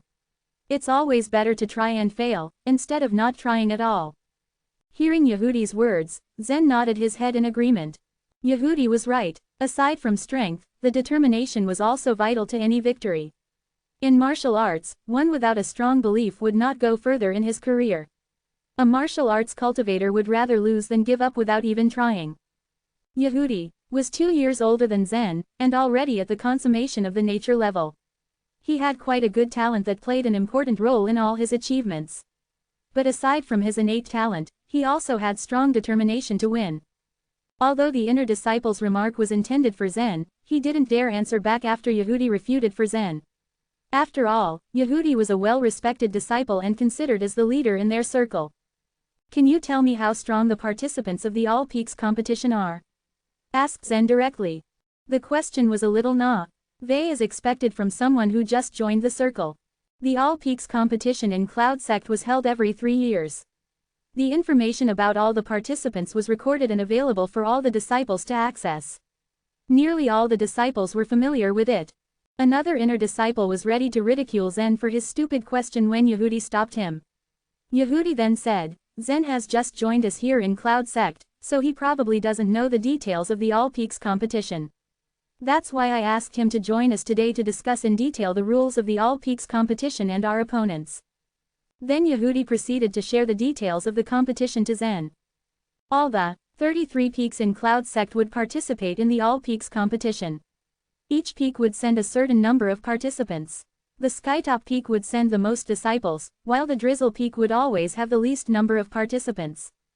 Aside from the disciples of the 33 peaks, there were also specially reserved seats for personal disciples of some masters. In the Cloud Sect, the personal disciples were the top-notch disciples trained by their personal masters with great resources for practicing. They were the ones who usually progressed quickly.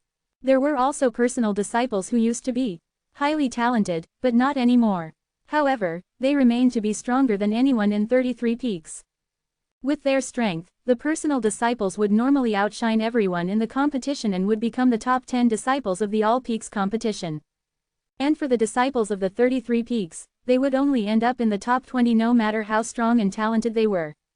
In conclusion, the All Peaks competition was just meant for the top 20 strongest disciples and the rest were just for participation. For the disciples of Drizzle Peak, they would be lucky if one of them would get into the top 100 of the competition. The disciples in Drizzle Peak were not as strong as the others and there was no more time to cultivate prior to the competition. The Bell Tower Peak outranked Drizzle Peak in the last competition and ranked 32 among all peaks. One disciple of Bell Tower Peak entered the top 100 and was ranked the 97th in the All Peaks competition, ahead of Drizzle Peak. The top 100, are you confident that you'll get into the top 100 at least? Asked Zen as he crossed his fingers. Yehudi smiled slightly and said, to be frank, I am not. So, even a man at the consummation of the nature level like you can't get into the top 100? Zen frowned. Not really. All I am saying is that I am not sure. It's a competition, so the odds are always different every time. For Skytop Peak, they usually send more than 40 disciples and the weakest of them has already entered consummation of the nature level. Some of them have already been in the illuminating soul realm. It would be bad luck if we will be assigned to the same group with them, said Yehudi as he shook his head. Drizzle Peak was nothing compared to Skytop Peak when it came to their disciples' strength. One could only imagine that Skytop Peak chose its participants from a big group of high-powered men at the consummation of the nature level. If Yehudi was a disciple of Skytop Peak, even he was at the consummation of the nature level, he could not be eligible to participate in the All Peaks competition. But in Drizzle Peak, Yehudi was already considered as the strongest disciple. Zen analyzed the situation. Drizzle Peak was in a quite difficult situation that the Skytop Peak's weakest disciple was already at consummation of the nature level, while the strongest was already at the illuminating soul realm, not to mention the personal disciples. Vale Wong was a high-powered personal disciple. The strength of these personal disciples was unpredictable. What rank I can get in the All Peaks competition? And about my sister Yan, how strong was she at that time? Lady Peak was used to being one of the weakest peaks. But since Yan joined Lady Peak, it became the second strongest peak. How did Yan manage to lift the Lady Peak into the second rank? Zen was lost in his thought. There were a lot of questions in Zen's mind right now, but he remained calm. He continued to ask, Yehudi, besides the rankings of the 33 peaks, are there any other rewards? Other rewards? Of course, there are, answered Yehudi calmly as he shook his head, but the personal disciples always get all the other rewards in the competition. There's no chance we can get our hands on those rewards. So, our goal is to get to the top 100 at least. According to the regulations of competition, rewards were given to the top 6 of the All Peaks competition.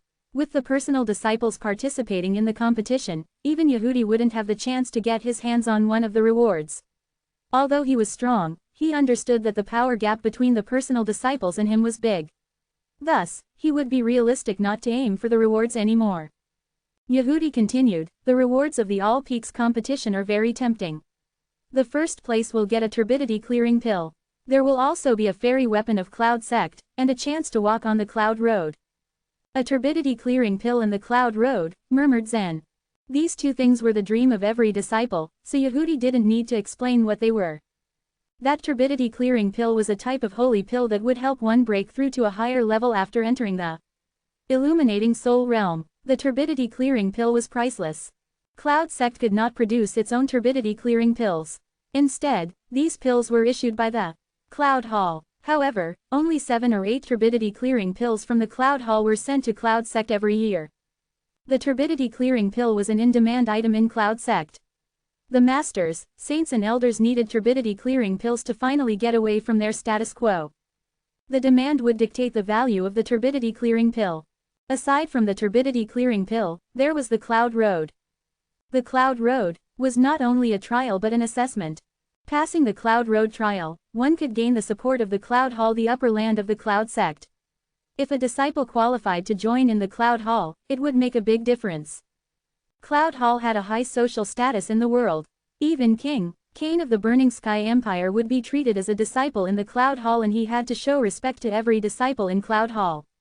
So, the turbidity clearing pill and the Cloud Road will be awarded to the first place. Zen asked again. The turbidity clearing pill is for the first place only.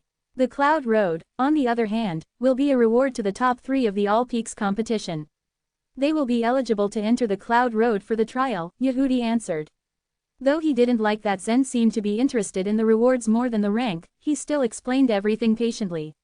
He thought to himself, is he only interested in the top 3? Basically, the top 3 were seemed to be reserved for the personal disciples. The disciples of the 33 peaks didn't even think that they could get to the top 10. Thus, the disciples of the 33 peaks had no chance to enter the Cloud Road. However, Yehudi was empathetic that he didn't want to break Zen's enthusiasm with the truth.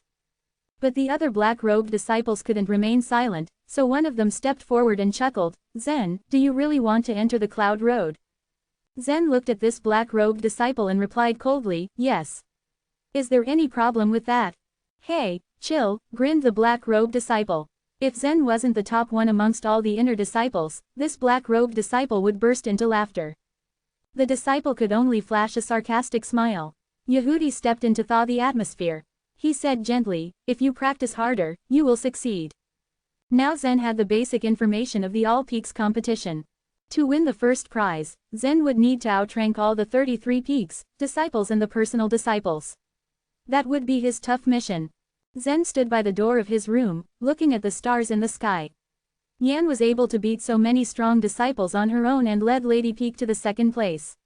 As her brother, he must be able to prove himself as well. The turbidity clearing pill will be mine, and I must enter the Cloud Road. His eyes were blazing with enthusiasm. His sheer determination was like a holy flame burning brightly in his heart.